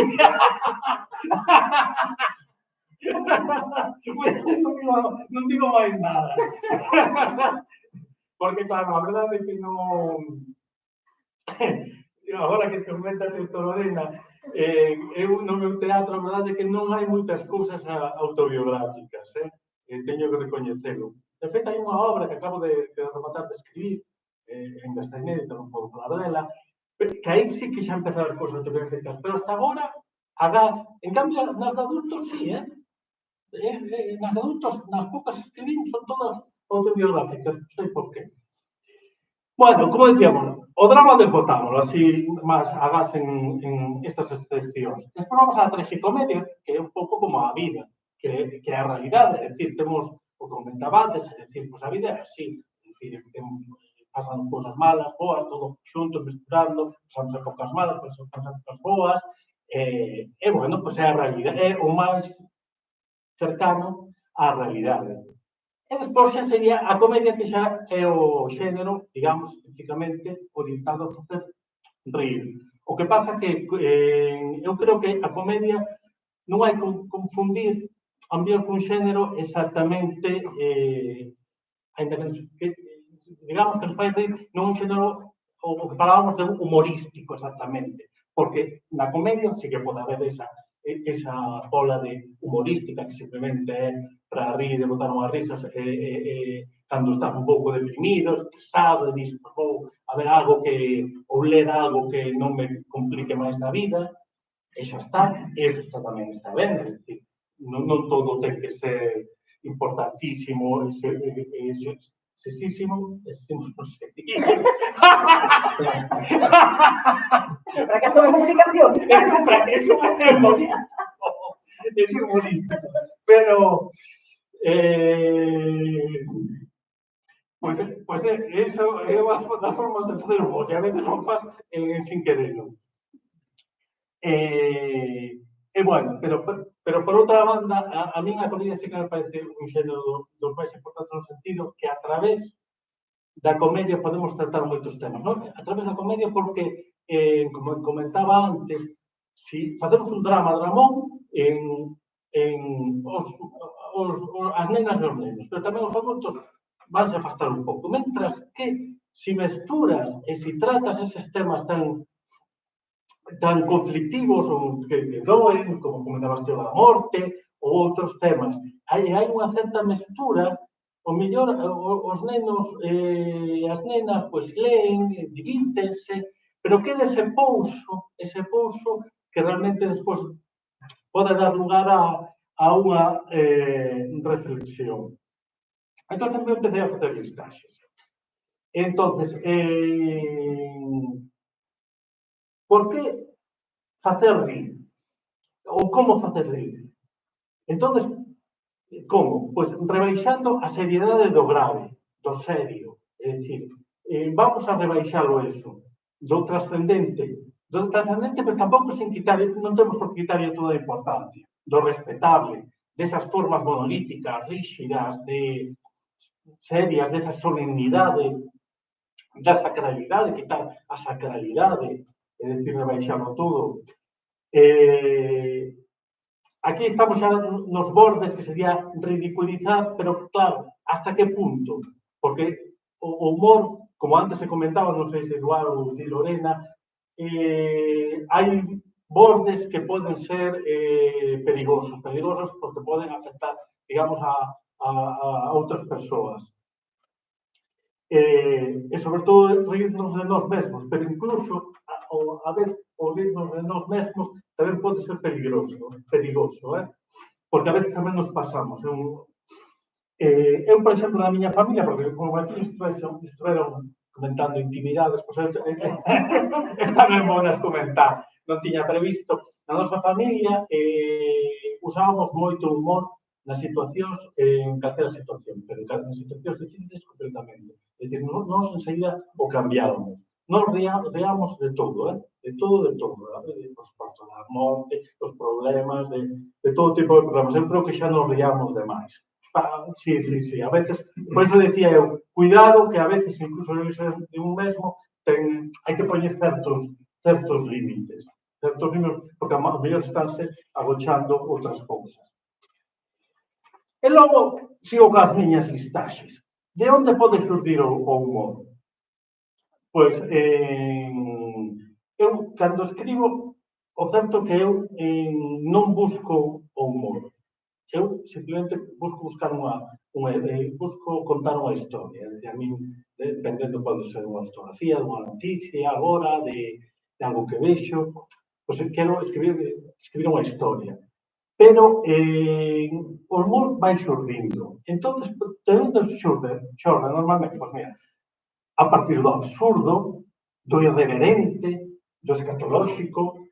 É dicir, o escatolóxico tanto para as nenas e os nenos como os maiores. Agora vese menos, pero xa hai anos, cando eu era novo, para adultos había moitísimas obras de teatro completamente escatolóxicas. A xente facíase de risa. Agora parece que xa menos.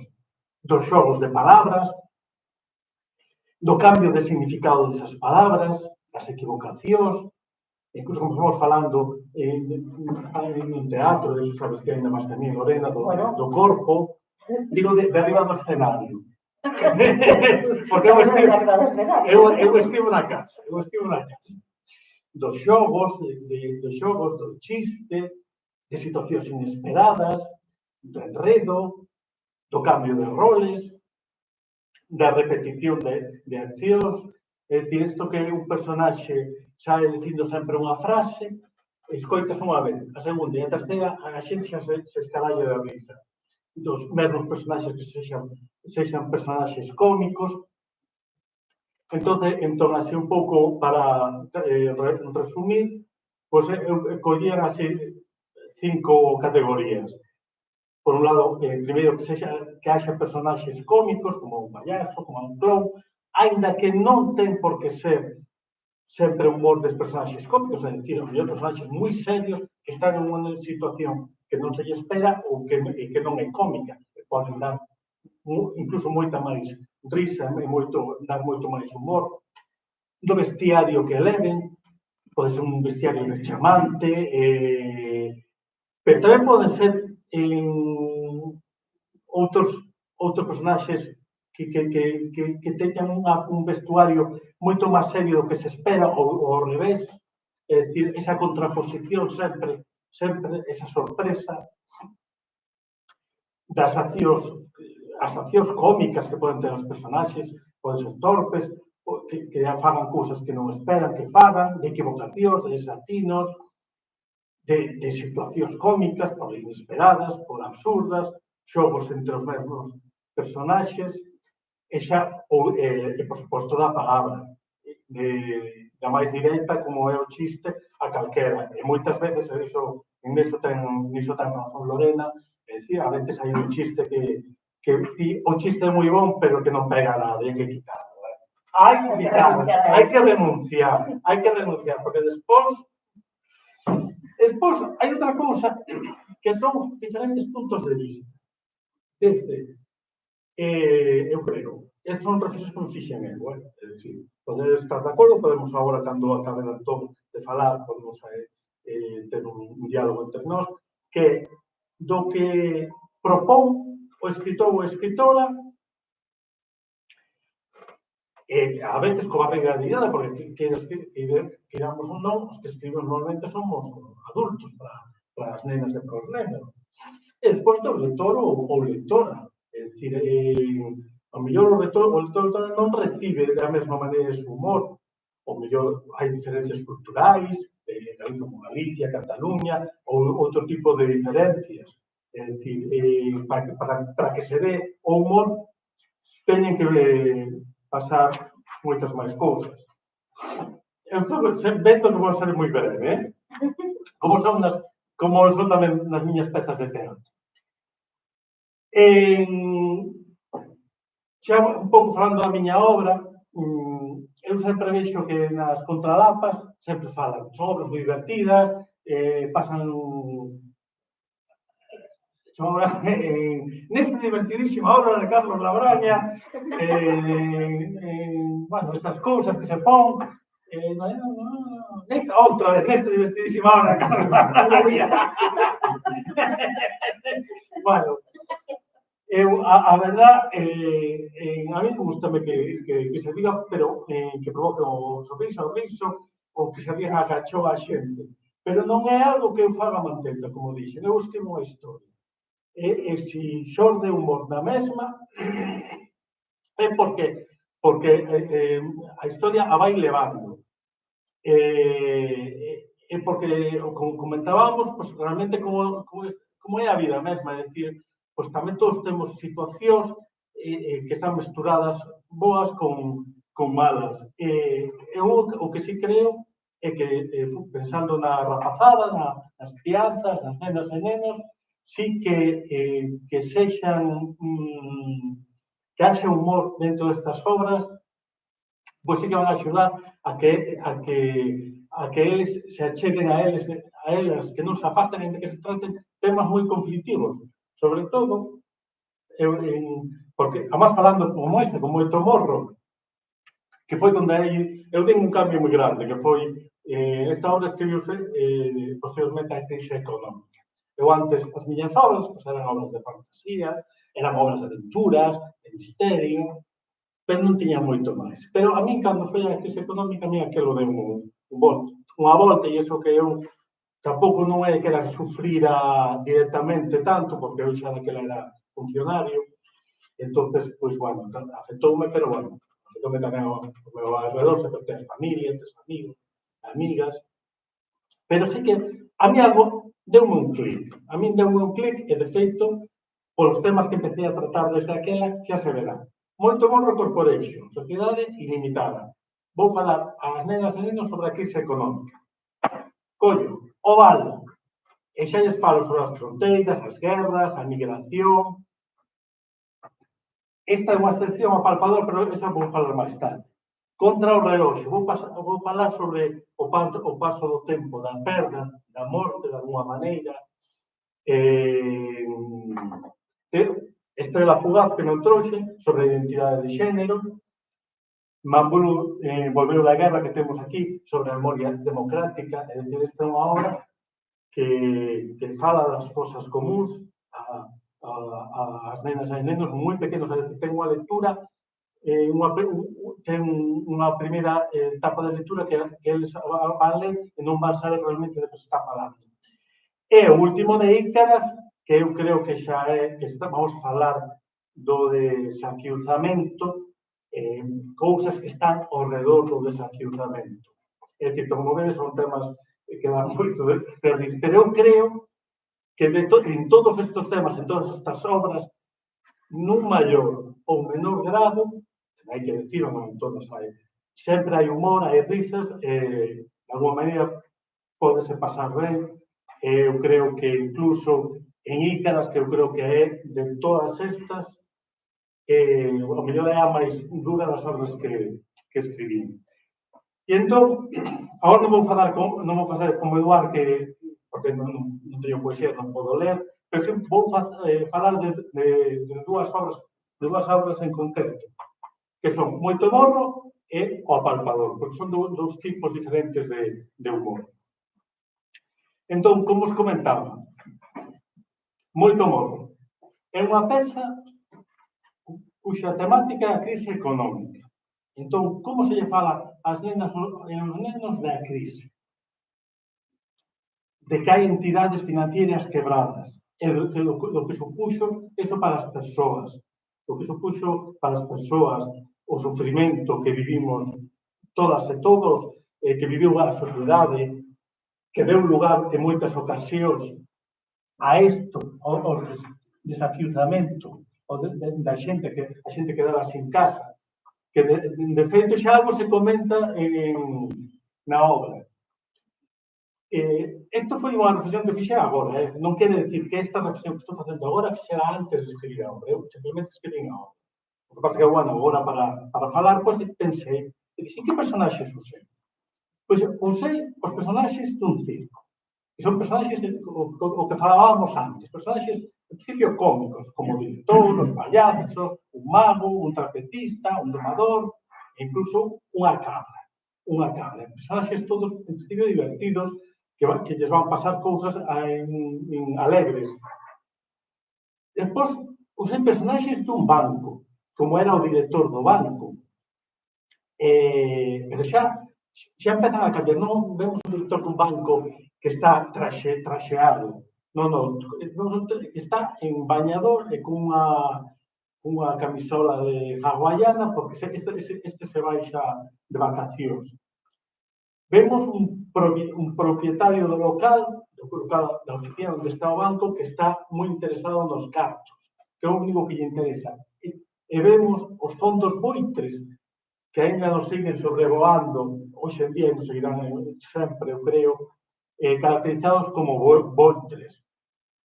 Entón, a partir desa trama, desas preguntas, destes personaxes, créase pois toda unha trama no que, así en dúas palabras, para os que non leron a obra, o director do circo pediu un crédito para manter o circo aberto, pero debido á crise xa non pode devolvelo e vanlle embargar. Ese é o punto de partida de Moito Morro Corporation. E a partir de aí empeza a artellar. Eles van percorrendo oficinas bancarias a todas as horas.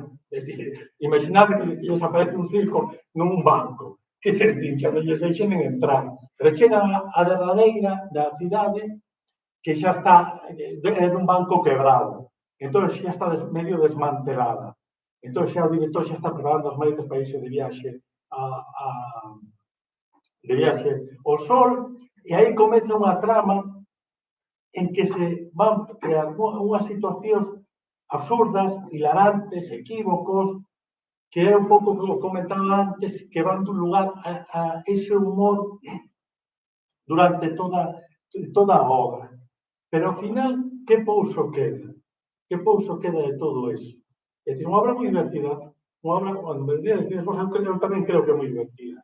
Con un título, eu creo que é moi explicativo e tamén.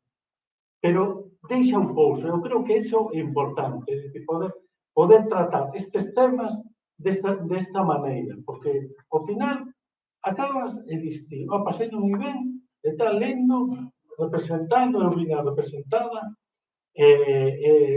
hasta tiven que actuar en alguna función porque lles faltaba nun dos sitios onde a montaron foi no colexio do meu fillo, faltaban 2 días e dixemos, que di o profe era Roberto Leal, que é o autor, que te veñas, que lles falta o director do banco.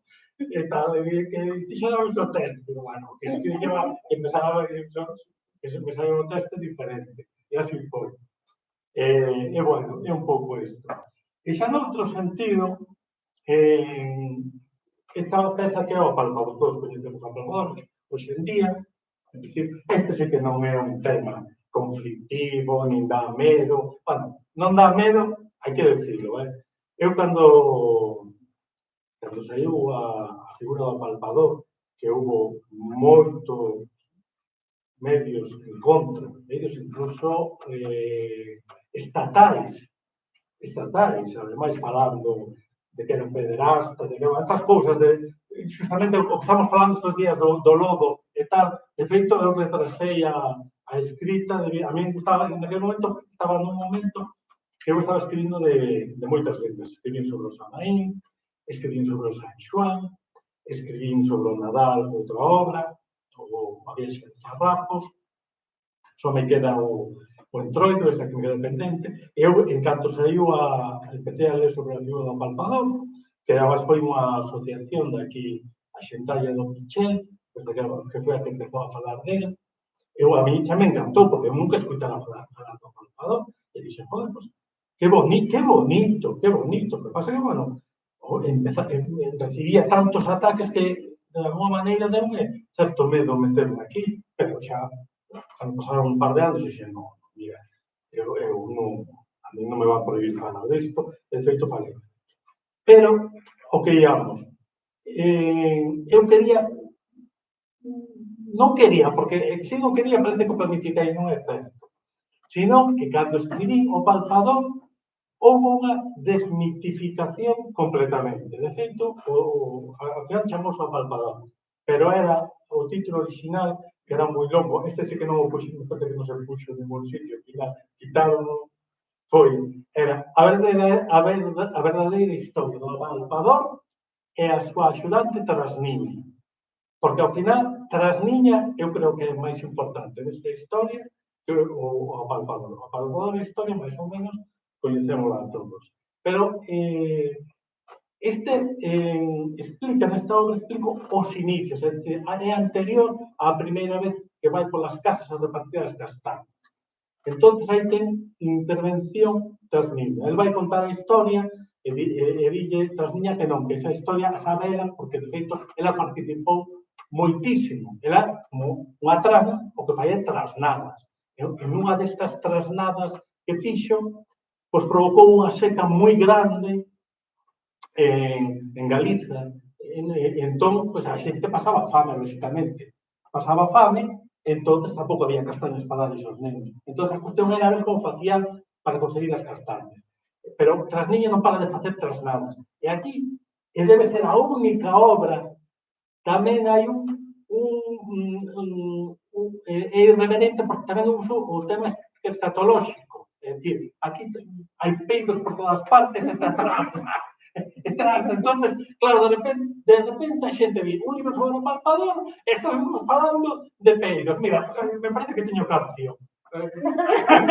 Agora que o dis, me parece que, a ver si, hai un meigallo.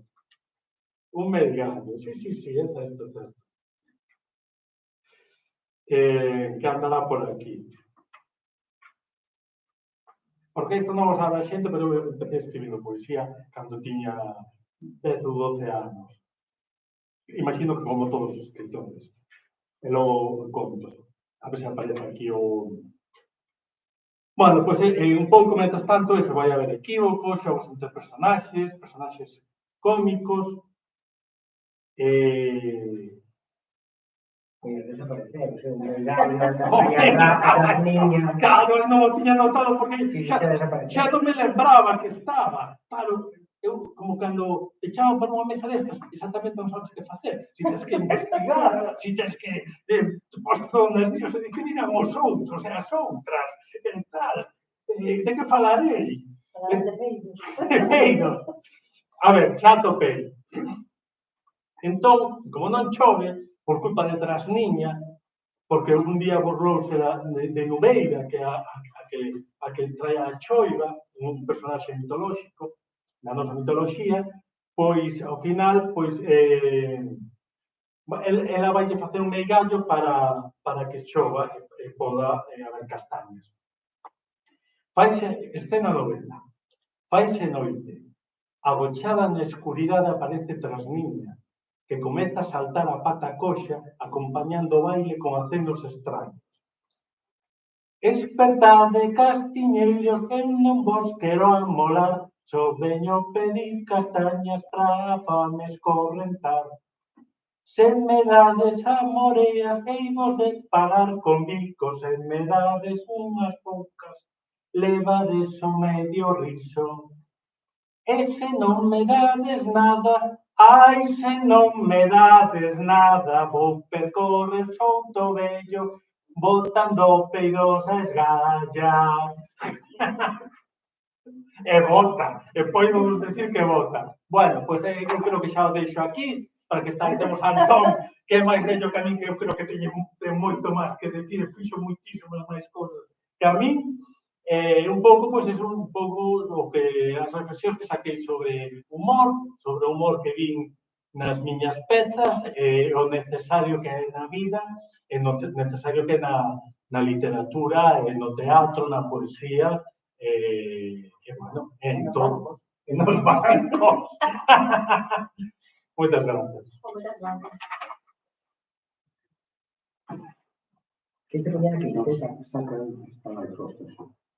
Estaba aí, vale.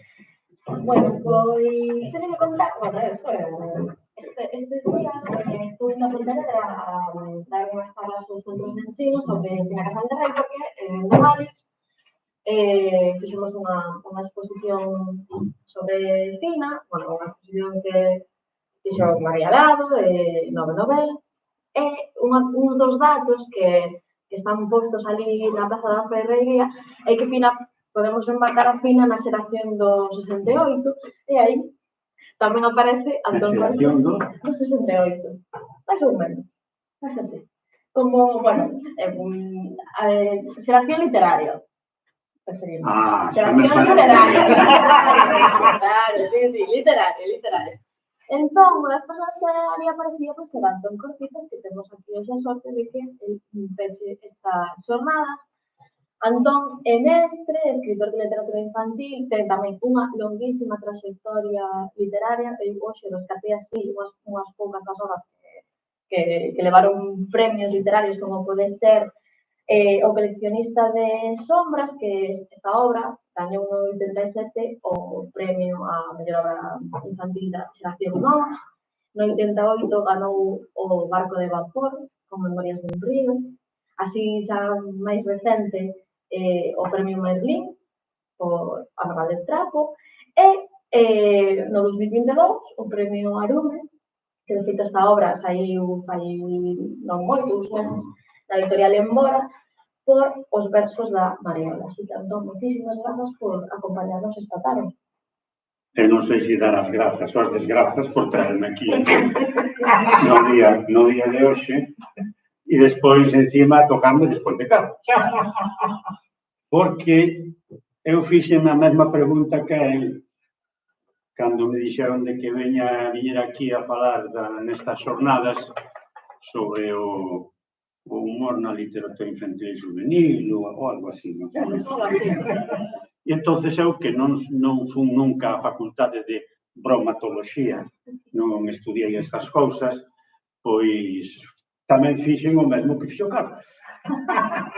Fun ao dicionario para saber que diaño era iso do humor. E foi o que o dicionario fun ao mesmo dicionario.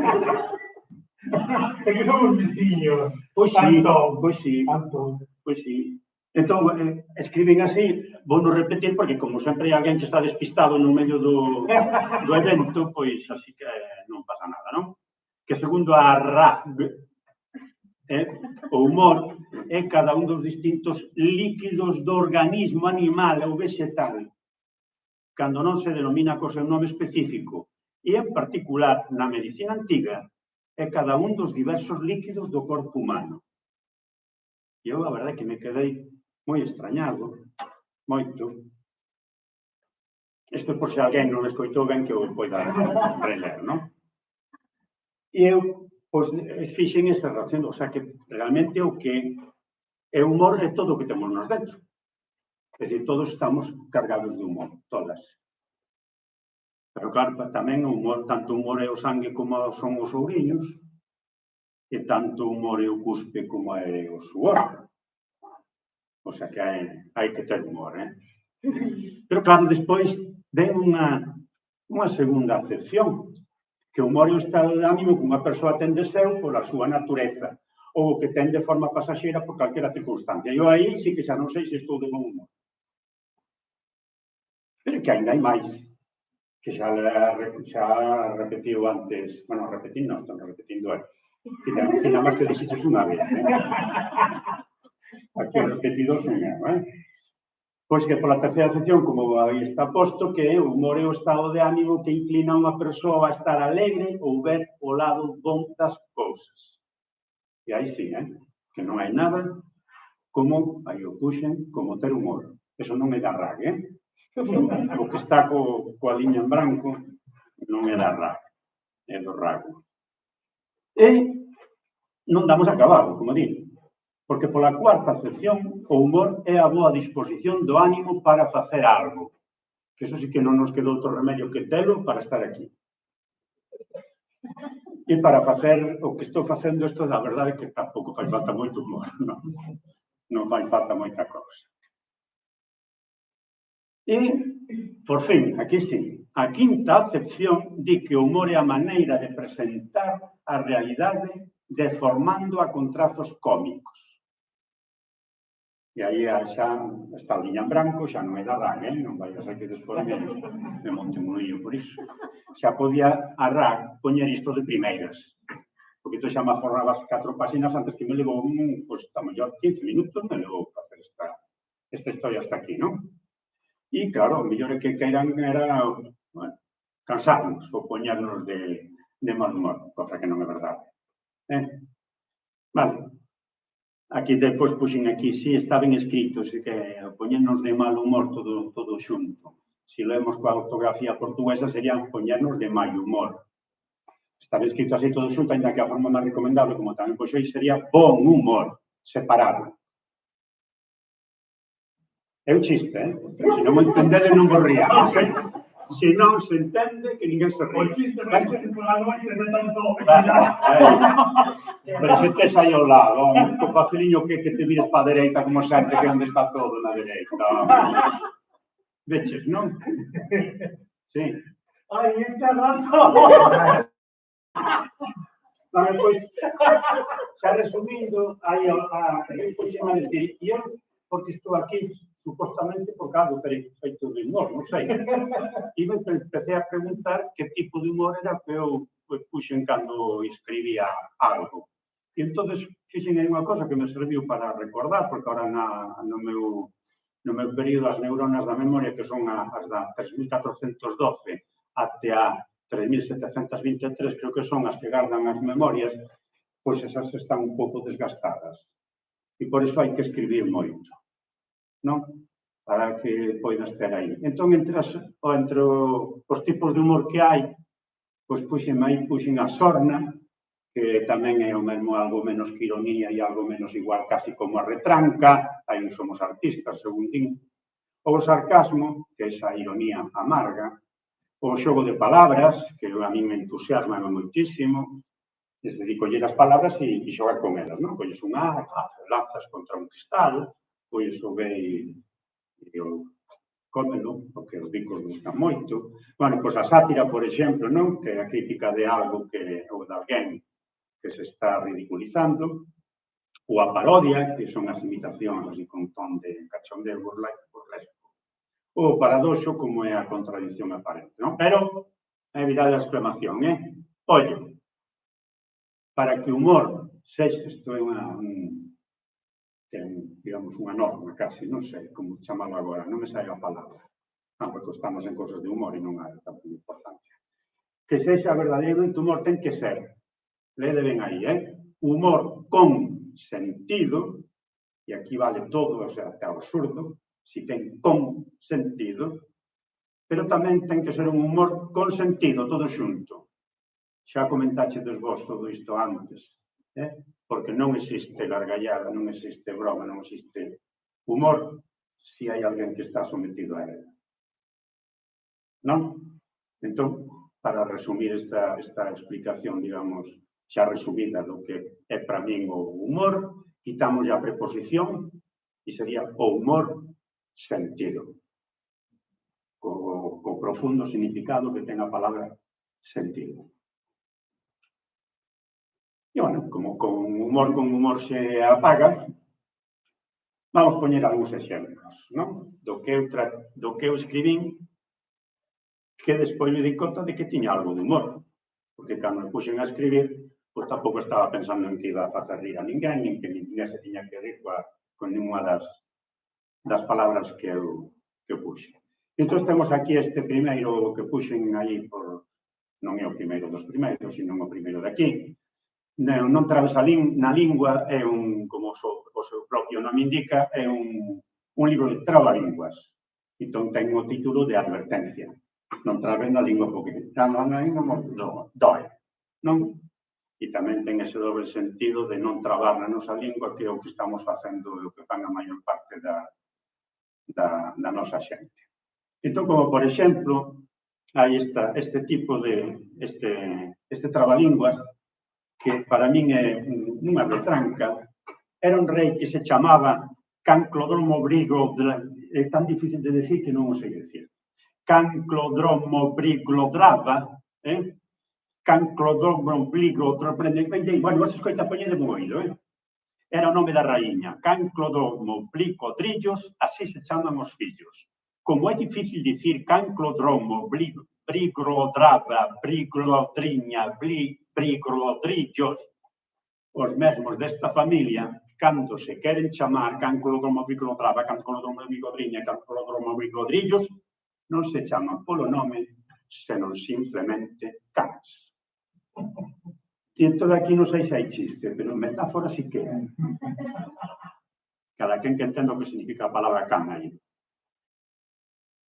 Outro xogo de palabras, e falache xa do humor escatolóxico, que é evidente que... este non é do escatolóxico. Este é o xogo coas palabras. Dentro do que a tradición oral hai moitísimas lenga-lengas referidas á repetición de cousas, non? Do propias palabras, das propias, e o xogo coa propia palabra buscando un significado distinto, non? Como é este caso, que é un trabalinguas inventado, non é da tradición oral, que un pato, un peto e un pito estaban en pato peto pitados. O pato buscaba un repato, o peto buscaba un repeto, e o pito buscaba un repito. Repito, un pato, un peto e un peito estaban en pato petitados. O pato buscaba un repato, o peto buscaba un repeto, e o pito buscaba un repito, un repito. E así, en sí de suite. Outro exemplo, que sería unha especie de sarcasmo que é o Constantino que estaba no balcón, non? E Constantino ao balcón saía a tomar o sol.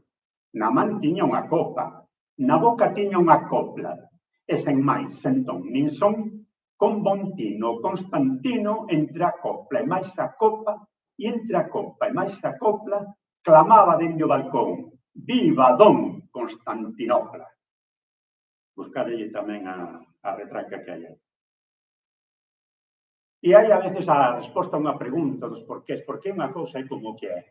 Entón, esta sería, por exemplo, bueno, ler directamente daqui, porque senón non sei, non creo que me vaya a salir ben, Se no abecedario é unha pregunta que me fixo moitísimas veces, sabe? Se o abecedario ten máis letras que o A, B, C, por que se chama ABC e non A, B, C, D, C, G, H, L, M, N, Ñ, O, P, Q, R, S, T, U, V, X, Y, Z, que me faltou o oxígeno. Por iso. Por iso mesmo. Detrás, compre decir unha cosa tamén moi interesante, que detrás das cousas que se escriben, hai ás veces intencións non pensadas, non imaginadas, pero que sí que forma parte ao que é non sei como decirlo, se aquí fala xente do propio atreso de cada un, non? E é a escala de valores na que intentamos estar mergullados, porque este trabalínguas leva encerrada unha escala de valores. Porque resumimos sempre todo o traballo co da primeira persoa que realiza. Cando sabemos que sin as outras que hai despois non existe esa primeira, non? Bueno, é un apunte, non máis. E un humor escatolóxico, pois como este moi claro, non? Un can cun quinqué no cu come na cunca cuscús. E un can cun cu sen quinqué, sen ter cunca nin cuscús, baila o cancán en Cancún, sen ter con quen nin por qué. Xogar coas palabras, non? Que é tremendamente divertido, porque se humor e diversión, a escrita, cando se fai con ese sentido, pois realmente é un momento de pasalo ben, non? Ainda que nunca se bota unha gargallada cando escribes un chiste. Sí. Pois é un non. É un non mío. Sí. Ben, pois, noutro libro que era unha vez na Quimbamba, no que hai textos de moitísimo estilo, de moitos estilos. Algúns son humorísticos e outros non teñen nada de humorístico. Pero hai un que, claro, eu tiña unha cousa pensada aquí, que a que xente que está contemplando isto detrás da liña, de que liña, non sei onde está a liña que hai detrás de, non? Bueno, detrás desa liña de aí, pois non pode gozar desta experiencia de agora, entón vades a gozar vos que estades aquí Bueno, que nada más que é un enguedello, e vos igual non tempo que para deslibrar tampouco. Eu sempre enguedello, que é un dos poemas que aparece nese libro, que era Os animais da sabana. Entón, tedes aí ese papel na que está ese poema e hai que lelo. E entonces, a ver como facemos, porque aí xa están os cerebros funcionando. Ben, aproveitamos entonces para explicar o que estamos aí facendo, que é como se construye un libro, simplemente, non? Que é, pois, vamos dobrar isto como dobraría esa máquina que dobra o prego nunha imprenta, que fixámonos daqueles animais da sabana e deixamos iso sempre en primeiro lugar diante nosa, para que saibamos que iso é a capa deste libro que vamos facer, volvemos a dobrar pola mitade, que queda a capa sempre diante dos nosos ollos, e despois volvemos a dobrar no outro sentido tamén para que queden así. E aquí temos aqueles animais da sabana xa na súa orden determinada, as páxinas que estaban antes do revés agora aparecen no seu sentido. Hai que buscar o xeito a todo, incluso o humor, de por que está isto metido aquí. Colleremos a gramparemos aí polo medio, xa facelo na casa, son os deberes. E tamén, como eu teño feito moito eso, como son máis vello con V, con B, como dixo, con B en castelán, como dixo Carlos, e pois hai unha cousa moi humorística que diñamos antes, que era unha risa, que as páxinas viñan todas pegadas e había que ter unha navalla a man para poderlas separar e poder ler o libro, non? Pois iso podelo facer na casa. E eu simplemente vou ler aquí moi rápido aqueles animais da sabana, que non sei se é un poema de humor, pero sí ten un final humorístico, porque a súa está escrito a imitación tamén das lengalengas acumulativas, na que se van acumulando personaxes e vas engadindo en leo que ademais iría quedando na memoria, non? Sería fácil. Pensar aqueles animais da sabana ten unha cuadra inicial que di: eu non vexo nada, dixo unha betarda que estaba outeando na extensa sabana, outeando, mirando así, desde un alto ao lonxe a ver o que se vía. E antes, cando empecé a escribir isto, era un suricato, o que eu quería poñer así na lomba do seu tobo, pero non me cadraban algunhas rimas ali, me faltaba aí algunha cousa, entonces busquei outro animal e meteuse aí polo medio unha betarda, que tamén están na sabana, e así foi, non? Non sei se, bueno, vamos a ler. Eu non vexo nada, dixo unha betarda que estaba outeando na extensa sabana. Entón a betarda subiuse nun gato que estaba dormindo na sombra dun mato. E dixo o gato, mirando para arriba: ves algo, a betarda? E dixo a betarda: non vexo máis nada que a extensa sabana esperarse que parta. Axiña que el gato montou un babuino que estaba catando as pulgas a un primo. E dixo o babuino: que estás vendo, gato? Dixo o gato: non vexo nin ratos, ves algo, betarda?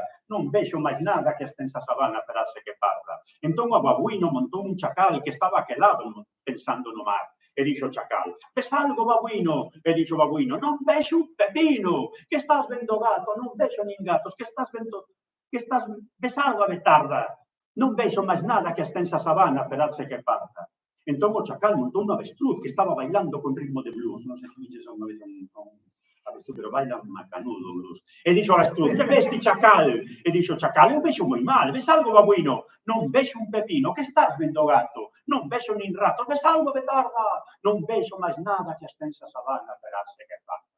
Entón o avestruz montou un impala que case queda sen polvo sen pá e sen fala. E dixo o impala: ves algo, avestruz? E dixo o avestruz: aquí non hai luz.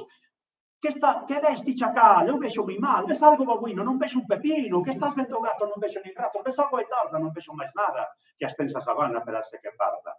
Daquela o impala subiu unha cebra que estaba en pixama para rotar a sesta.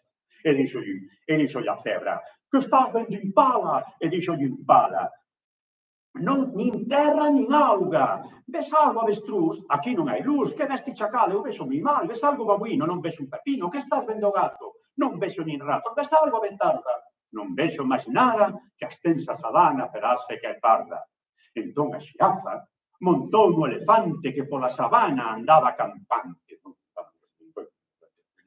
E dixo o elefante: ves algo, xirafa? E dixo a xirafa: non vexo sen gafas. E dix: que estás vendo, ñu? Só vexo o teu cu. Que estás vendo, cebra? Non vexo nin erva. Que estás vendo, impala? Nin terra, nin auga. Ves algo, avestruz? Aquí non hai luz. Que ves ti, chacal? Eu vexo moi mal. Ves algo, babuino? Non vexo un pepino. Que estás vendo, gato? Non vexo nin ratos. Ves algo, betarda? Non vexo máis nada que a extensa sabana feral, seca e parda. Por aquela extensa rexión africana, ninguén máis corría, ninguén máis pasaba. E un seco silencio encheu a sabana, ata que o elefante, que o pobre sudaba todos en riba, protestou molesto, coa trompa alterada.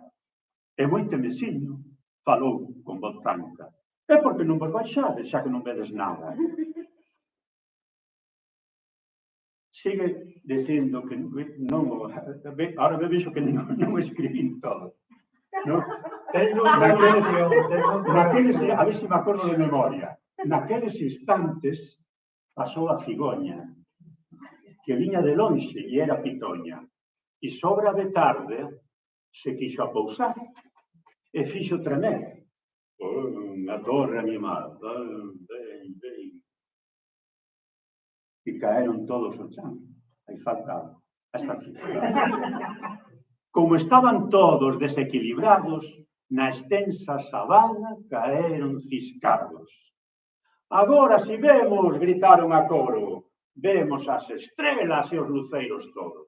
Ese sería o final humorístico que non sei se pagou a pena de tanto ler para chegar ao final e encima para este pasmón despistado que tiña diante o que tiña que ver.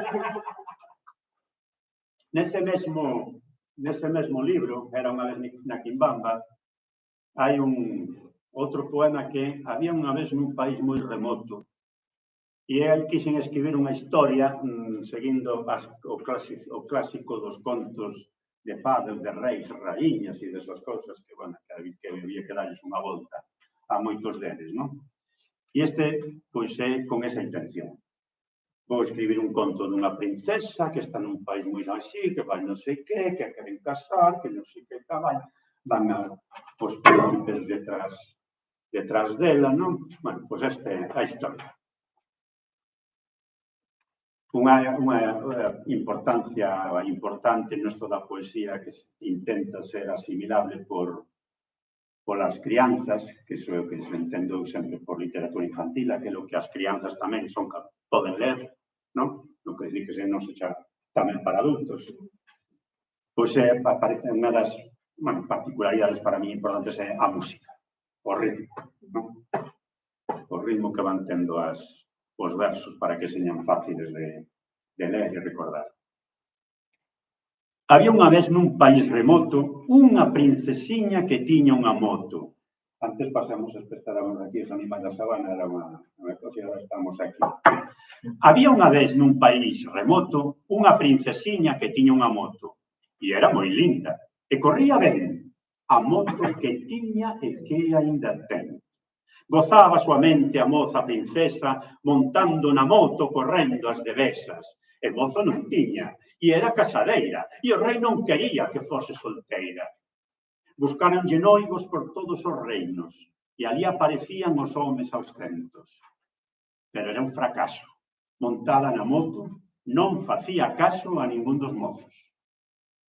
Miña filla querida, non sexas arisca, dicíalle triste a triste raíña, e colle un bon mozo que sexa elegante, que teña tesouros e un reino moi grande. Palabras da nai non eran moídas. Consellos do pai no ar se perdían. A min só me gustan, dicía a princesa, as motos e os coches e as motocicletas. Pero un certo día veu un pretendente que as outros galáns era diferente. Non tiña beleza, riqueza tampouco. Nin príncipe era, nin era bon mozo. Aquel mozo tiña distinta beleza que deixou prendida de amor a princesa. Sorpresa, rapaza, que o novo galán ten algo na fala que che ha de gustar. Princesa garrida, e corri nun carro por rotas barridas de amores bizarros. Parrátrites rosas regalo nun ramo, con elas acorra a morte declaro. na máis escoitalo, a arisca princesa baixouse da moto e fixo promesa. Eime namorar deste raro mozo que ten no falar acento de moto. Ran, ran, ranquea a moto. Ron, ron, ronca o mozo. Rin, rin da princesa e suspiran todos. Amor acendido, motor ralentí. Os mozos un pico se deron e fin. Xogando coas palabras, había unha vez unha forma de escribir un poema cortándolle a última sílaba menos a primeira, que é monosílaba, non se lle pode cortar nada. Había unha vez un home tan breve que cando saí de noite ou de día a dar unha volta, abríase a porta e cando asomar a súa pea non saía nada, pois xa se acababa. Sabes, a figura, sí? Bueno, pois non sei se son poemas de humor, pero teñen un aquel de simpatía ou querer a transmitir, non? De contos de vento e de nunca acabar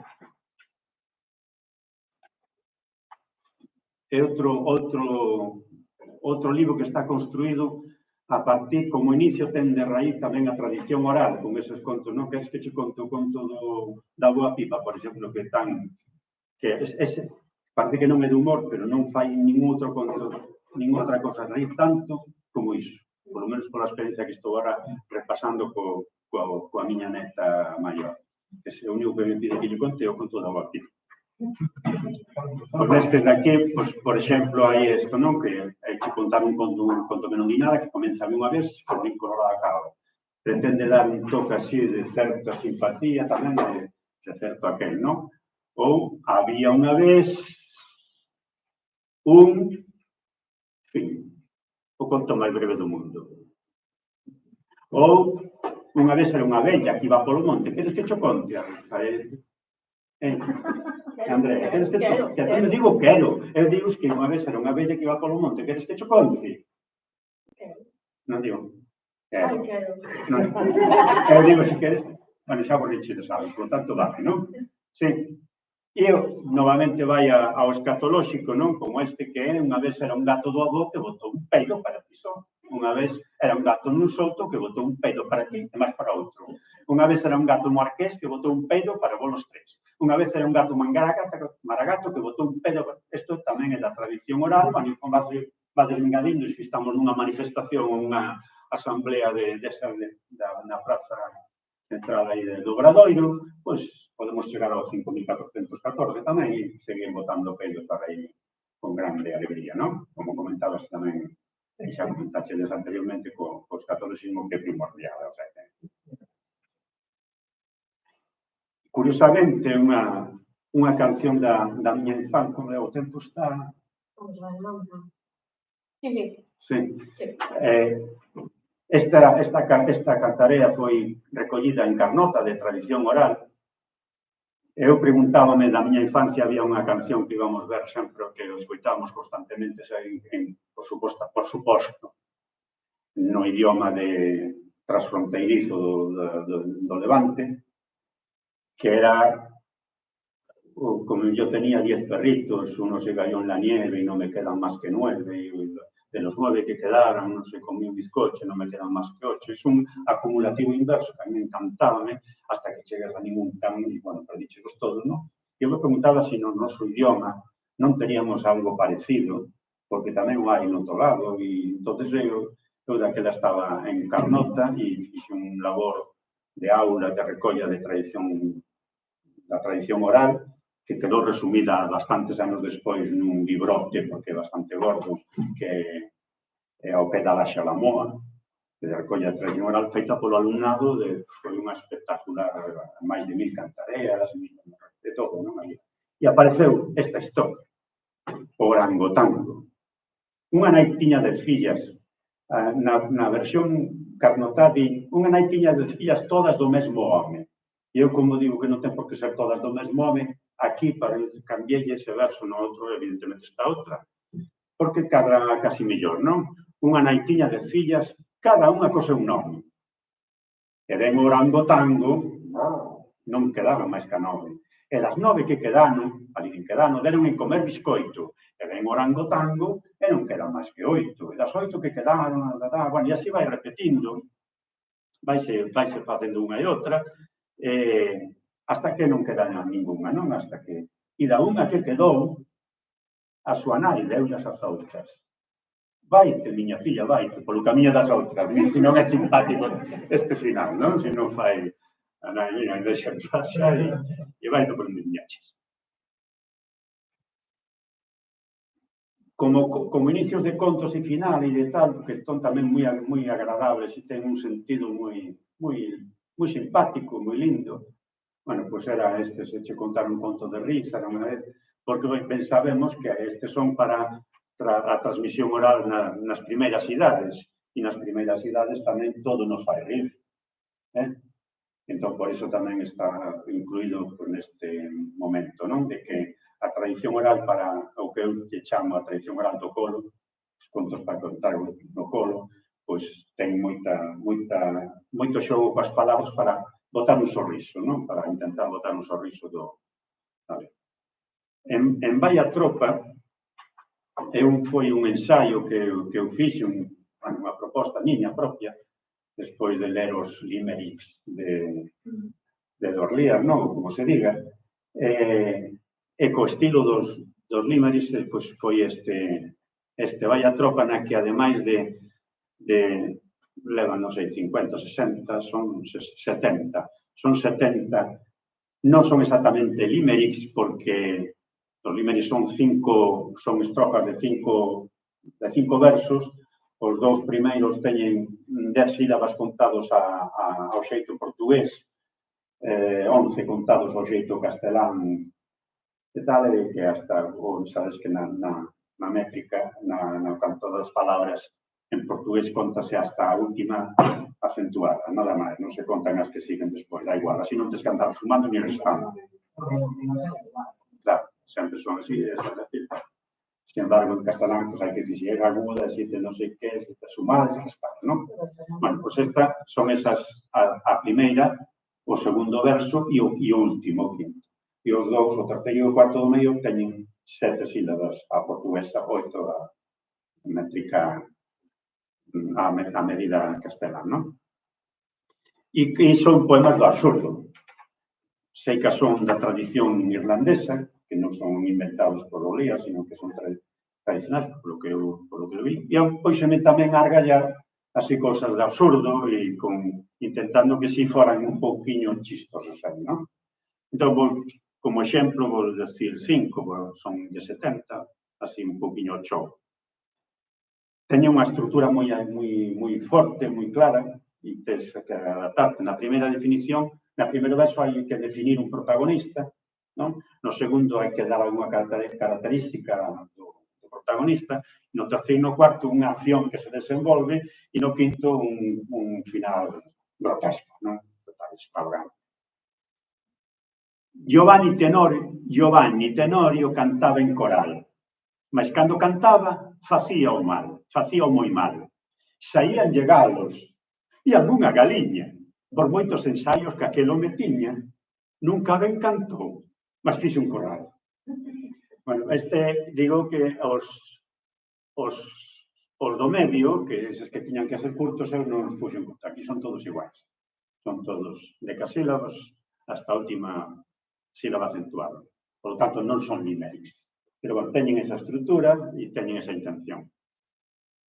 Este que foi escrito, non sei en que século xa, no século pasado ou no milenio pasado, non sei, que é moi propio para agora. Agora teria que cambiar un poquinho o nome, darlle outro nome tal para facelo rimar un pouco mellor despois. Un día pegado a un televisor quedou Frei Vicente, o frade prior. Pasaron os anos e seguiu pegado. É santo, correuse e foi venerado San Tele Vicente das Celles en flor.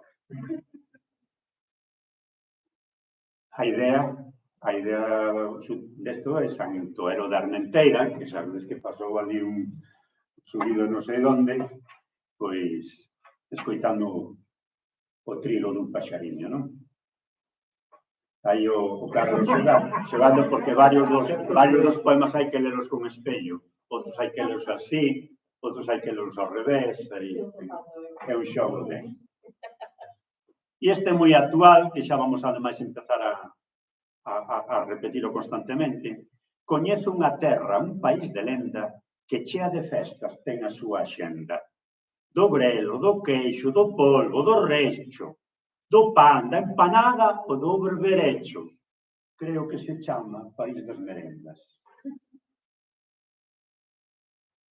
O Bolas é un clube de moito diñeiro que xoga na liga con 11 estranxeiros, que en vez de correr tras dunha pelota, cada un ten a súa, que bota e rebota e todos contentos, incluso o porteiro.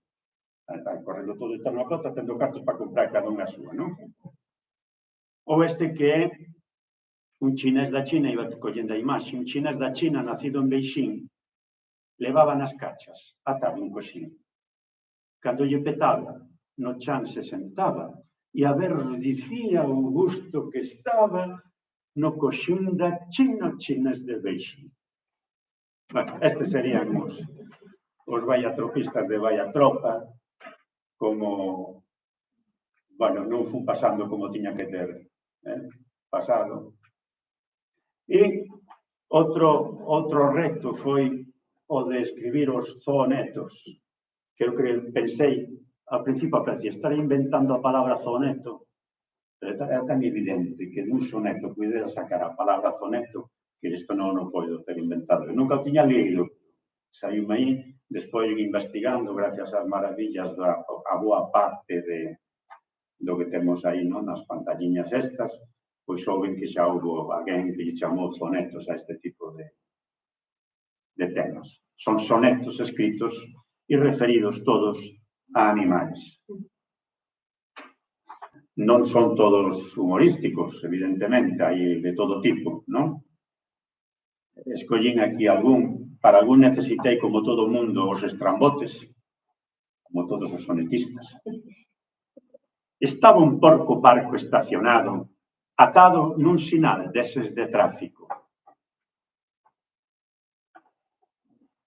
Con forma circular e dentro un gráfico dun parco porco ben silueteado.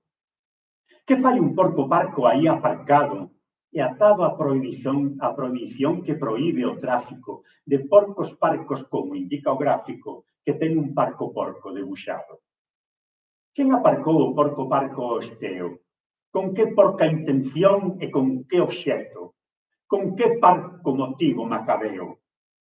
Non sei se terei modo de explicalo, pois só me queda un verso do zooneto e agora mesmo acabo de gastalo. Nin con este estrambote serei quen de aclarar cuestión exposta. Por tanto, quedo asuntos en resposta.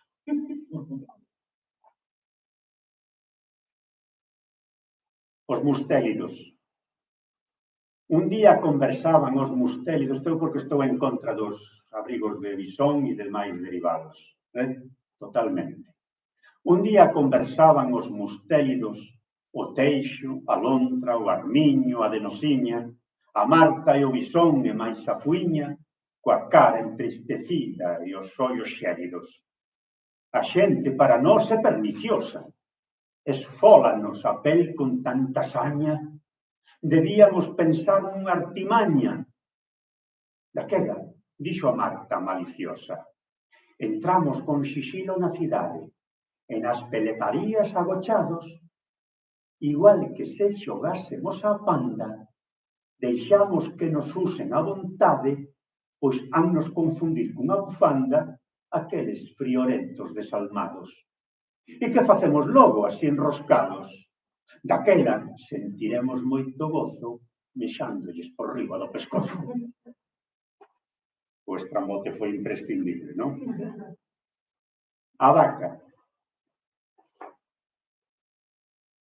A vaca é un animal extraordinario que pasta e come pasto con deleite, que bebe auga transformando en leite, función que fan as vacas a diario. Encántalle a nariza, o grelo, o nabo, e o tempo pensativa pasa en parte, remoe que remoe, e con grande arte, para espantar as moscas, usa o rabo. Non se confunda a vaca cunha churra, pois é ben diferente, case oposta. Non cacarexa a vaca, senón que urra. A vaca non pon ovos nin imposta. A vaca non peteira, senón turra. E a vaca non fai caca, que fai bosta. O oso, con o pichado. A certos animais se lles presentan receos que producen confusión, pois hai algúns que perden a ilusión de seren da ralea que aparentan. Exemplo, cal terá de ser a ciencia para que un ursus actos, un oso, se volva un vulpes, un raposo, por iso de cambiar a súa apariencia. Terá que estar ao sol para virar roxo, ou porse unha fregona como un rabo para parecer raposo este bon oso? Ou mudar de pelello? Ai, non, que noxo. O que ten que facer, ao fin e ao cabo, é porse a cantar rap. Ese é un raposo. Isto está feito pensando moito na nosa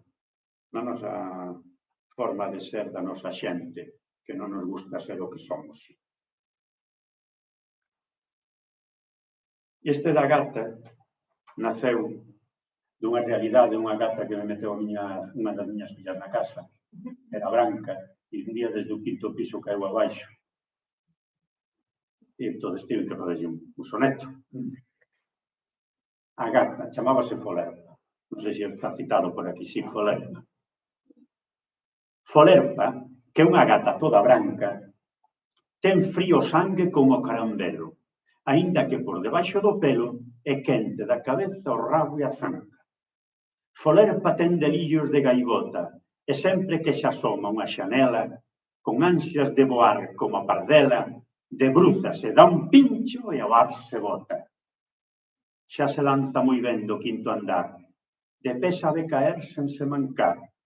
Agora está tentando con afán botarse a planear dende unha nube, mas ten que depender como se sube, pois só sabe voar de cara ao chan. Sobrevivimos, sí, non é máis que para derrubou aí un pouco unha ferida nunha pata e nada máis. Bueno, e xa de sonetos vamos fartos, vamos este como da troita, no que xogo moito coas palabras, é un humor de palabras, non? A troita confundiuse de regacho e en vez de navegar no bon camiño, despois de andar perdida moito cacho, foi dar por fin na canle dun muiño. Quixo dar marcha atrás, mas foi o tacho. Pola atracción fatal do remuiño, que acuático caía con empacho naquel pequeno afluente do río Miño. Xirando volta e volta co rodicio, a troita mareouse de contado e como un proxectil en rebulicio bateu contra os ranúnculos dun prado. Un sapo que observaba dende o inicio botou un grande arroto e dixo airado: «Andas coa troita, troita, ten cuidado!» E a troita respondeu: «Non ando, nado».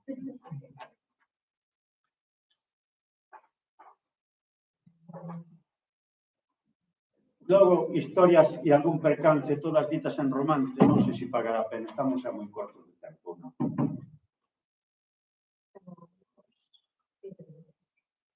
Bueno, pois se queredes leo o romance do medo e medio.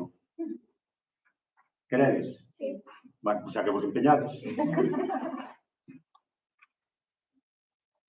E o medo, sabedes que, pois, eso de tirar o medo, hai que xogar co medo para poder sacar o medo, non? E non hai máis medo que aquel que nos inventamos, non hai peor medo que ese, non?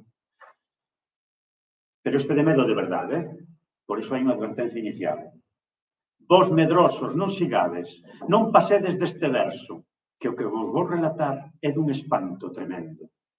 Ocorreu nunha ocasión, nun vello e mouro castelo. Era noite de trebón, pois non podía ser menos. A auga caía a chuzos e os lóstregos a metros.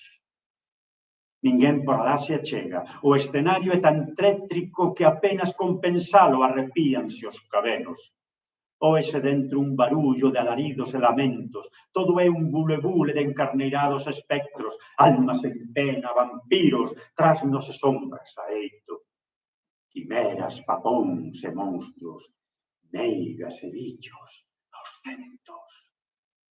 Tras, tras, petan na porta, todos quedan en silencio, ninguén se atreve a ulular, treme quen máis e quen menos, incluso que isto está lendo. Tras, petan de novo, queren abrir o esqueleto, un esqueleto, mas impídelle un fantasma que leva lenzo amarelo. Tras, insisten de fora, ningún responden de dentro. Abran, son un inspector enviado do goberno. Palabras non foran ditas e tremeron os espectros. Todos se arremuiñaron nunha presa de misterio. Abres a porta e ela soa, e renxe con triste eco. Boa noite, aquí estou, por orden do ministerio, para tomar medidas xustas. Di un home verdadeiro que nin era un vampiro, nin un cadáver, por certo. Veño en misión oficial, eilo recoñecemento, comproben mesmo vostedes se non o toman en serio, e mostrónlles logo un carné con riscos carimbo e selo. Póñanse en fila, señores, que principie agora mesmo. E o celoso funcionario tirou da carteira 1 metro, puxo os lentes a modiño cun aire moi circunspecto, así, e comenzou a medir e a anotar nos seus cadernos. 74,9 e 10 de aborrecemento, dixo medir a cabeza dun espantoso morcego ante o pasmo irremediável dos sorprendidos espectros. E calculando un fantasma de funetísimo aspecto, dixo, o seu terror só mede uns 4 medos e medio. 2 medos medio papón, e 14 medios medos medio medo do vampiro, e non é moito asombramento. Só 2 medos un dragón, máis medo pon un boneco. Apenas dá medio susto este cadáver tan seco. O funcionario abraiado, ante tal falta de xeito, recolleu a fita métrica e mediu logo por dedos. Señores, sinto dicirlle que isto non ten remedio. Na miña vida tal vez os medos tan incorrectos. E o funcionario gardou os lentes con moito tento. Boa noite, dixo, e marchou, deixándoos moi boquiabertos. A todos e tantos monstruos que moraban no castelo. E na porta, lá por fora, deixou posto este letreiro. Por orde gobernativa, clausúrase este castelo. Non dá medo en diferido, moito menos en directo. Non é apto para o consumo, nin congelado, nin fresco. O romance do medo e medio. Bueno, e con isto concluímos. Agora damos de Bruno non va volver nada del, pero unha historia humorística, moito humor, que transcorre nunha escola, narrativa, e escribino gracias a Bruno. Gracias a Bruno, que foi un alumno meu no Instituto Español de Lisboa, que era preto, no preto que tiña eu, e que un día amosoume un papelciño que ele trazía da aula de língua espanhola.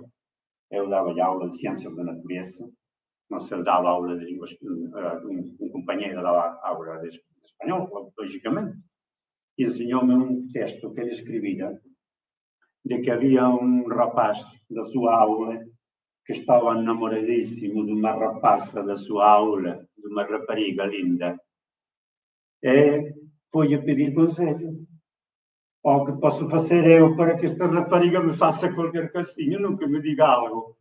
Ele contou-lhe que pensava, fizeste disto, fizeste daquilo, sim, mas não me faz nada. Não. Contaste de tal coisa, assim não me faz nada. E concluiu de novo. E logo, então, falaste em italiano?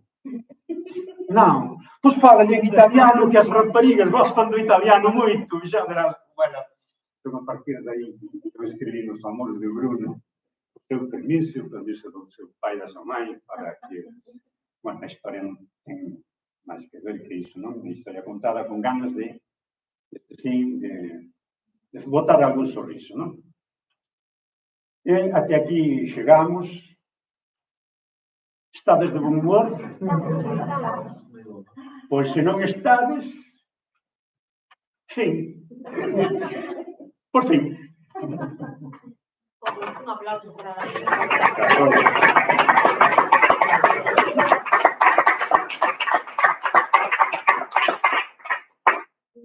Bueno, non sei se alguén ten alguna pregunta, que sí que teñen unha parecida, entón.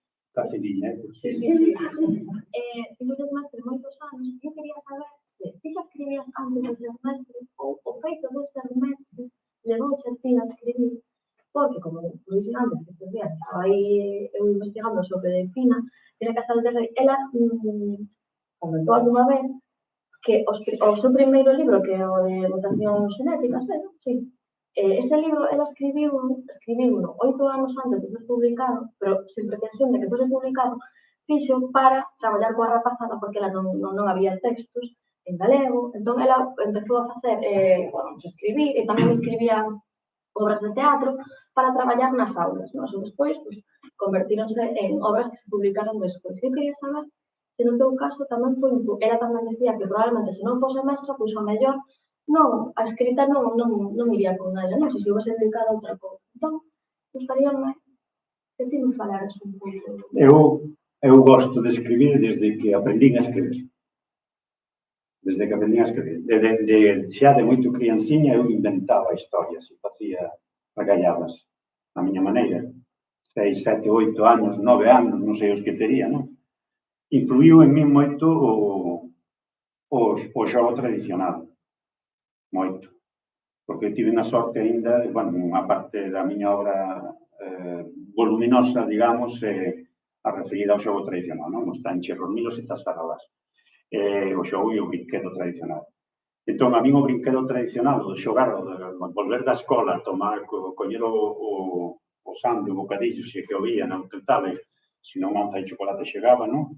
E sair despois de a correr para a rúa, non había que sair correr nada, xa estaba, vivíamos ali. E poñernos a xogar, pois, así todo, un día e outro día, a centos, sin exagerar, a centos de xogos diferentes.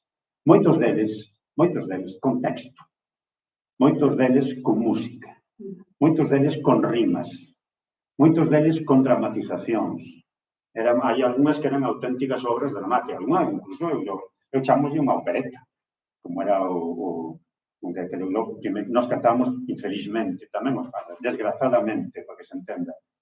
En castelán só, era o único xogo, pero o estudio posterior, a pescuda posterior, veu que moitos dos xogos que nos imaginábamos que son casteláns, pois non son casteláns. O xogo é xogo igual en todo o mundo e cada unha adapta aos seus contextos, ao seu período histórico e tal. Por eso considero tamén que moitas da tradición oral non é recomendable retransmitila tal como a recibimos, senón que temos que asimilala, estudala, darlle a volta con nosos valores por dentro, a ser posible cos valores bons, da bondade e da xustiza, e retransmitila de outra forma, non?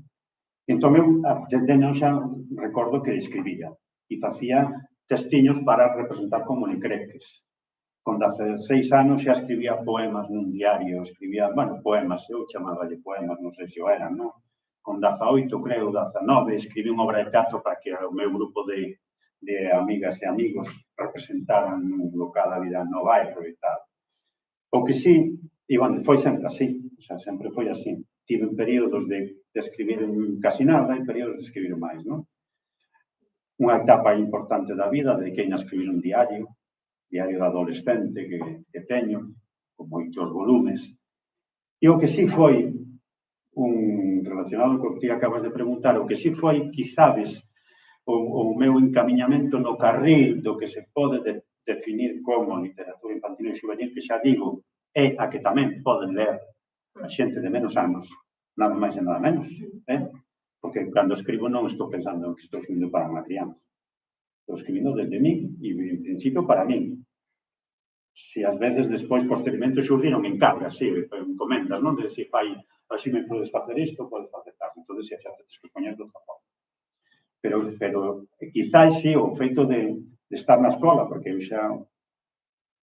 Unha das cousas que se comentaxedes aquí foi o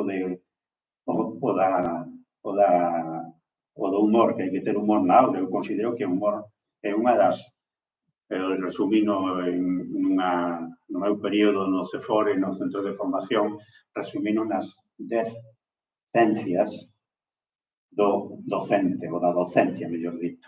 As 10 cencias da docencia. Unha das decencias esas é o humor, non? Que hai que ter para que a aula pois teña máis.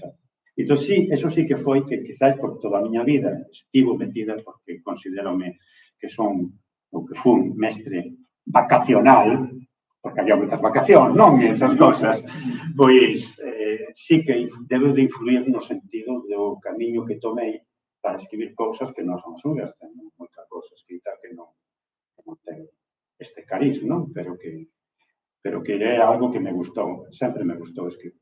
A sorte foi que un día, pois, algo que escribín gustou a alguén que dixo que era meritorio de un remio, bueno, comediante, e, bueno, foi por aí a historia, non?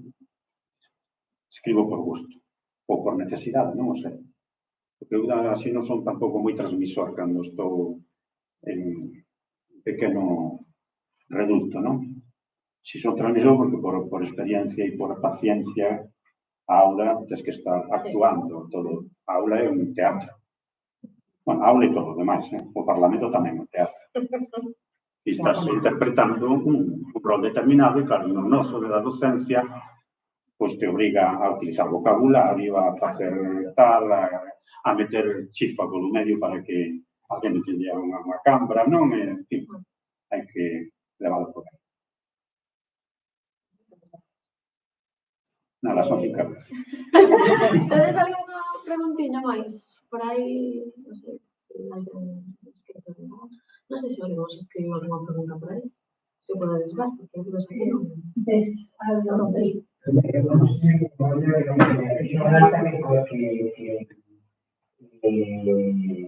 coincidindo unha rima, unha bosta de vaca tamén chamada caca, que aparece e despois neste poemiña que falaba dunha cegoña pitoña, que tamén aparecía aquí unha cegoña que calquera dirá, niche salían todos, pero ao final tamén as rimas son con que rima cegoña, con pitoña, non? Pero fixo moita graza o da bosta, non? Un soverso, a bosta de vaca.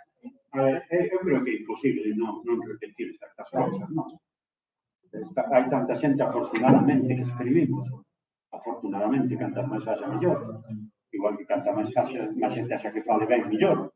E canta máis xente haxa que cante mellor. Pois é imposible non ter. Por exemplo, con eso dos conectos, non? Eu tiña a idea de que eu nunca escoitei.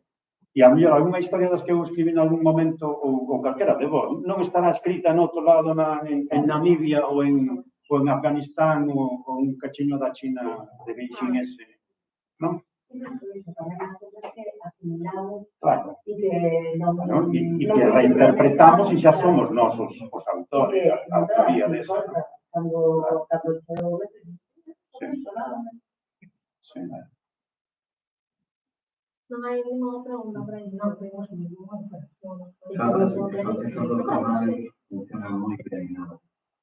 Impresionante. No lo digamos a la estudiante con ellos, como los, la lección de la adaptada. En este caso, a la poesía, ¿sabes? A la teoría. Las evidencias. Sí, porque me chamamos isto al daño, pues por eso. Bueno, pois ninguén ten ninguna pregunta máis, pois damos por finalizada a xornada de hoxe e o xoves, día 2, volvemos aquí con humor de ilustración, con Víctor Rivas, Afraturrado e Blanca Mirona. Gracias.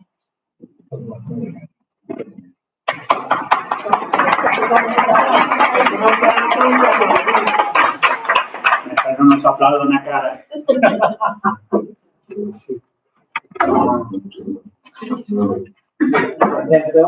Non te escoxo yo.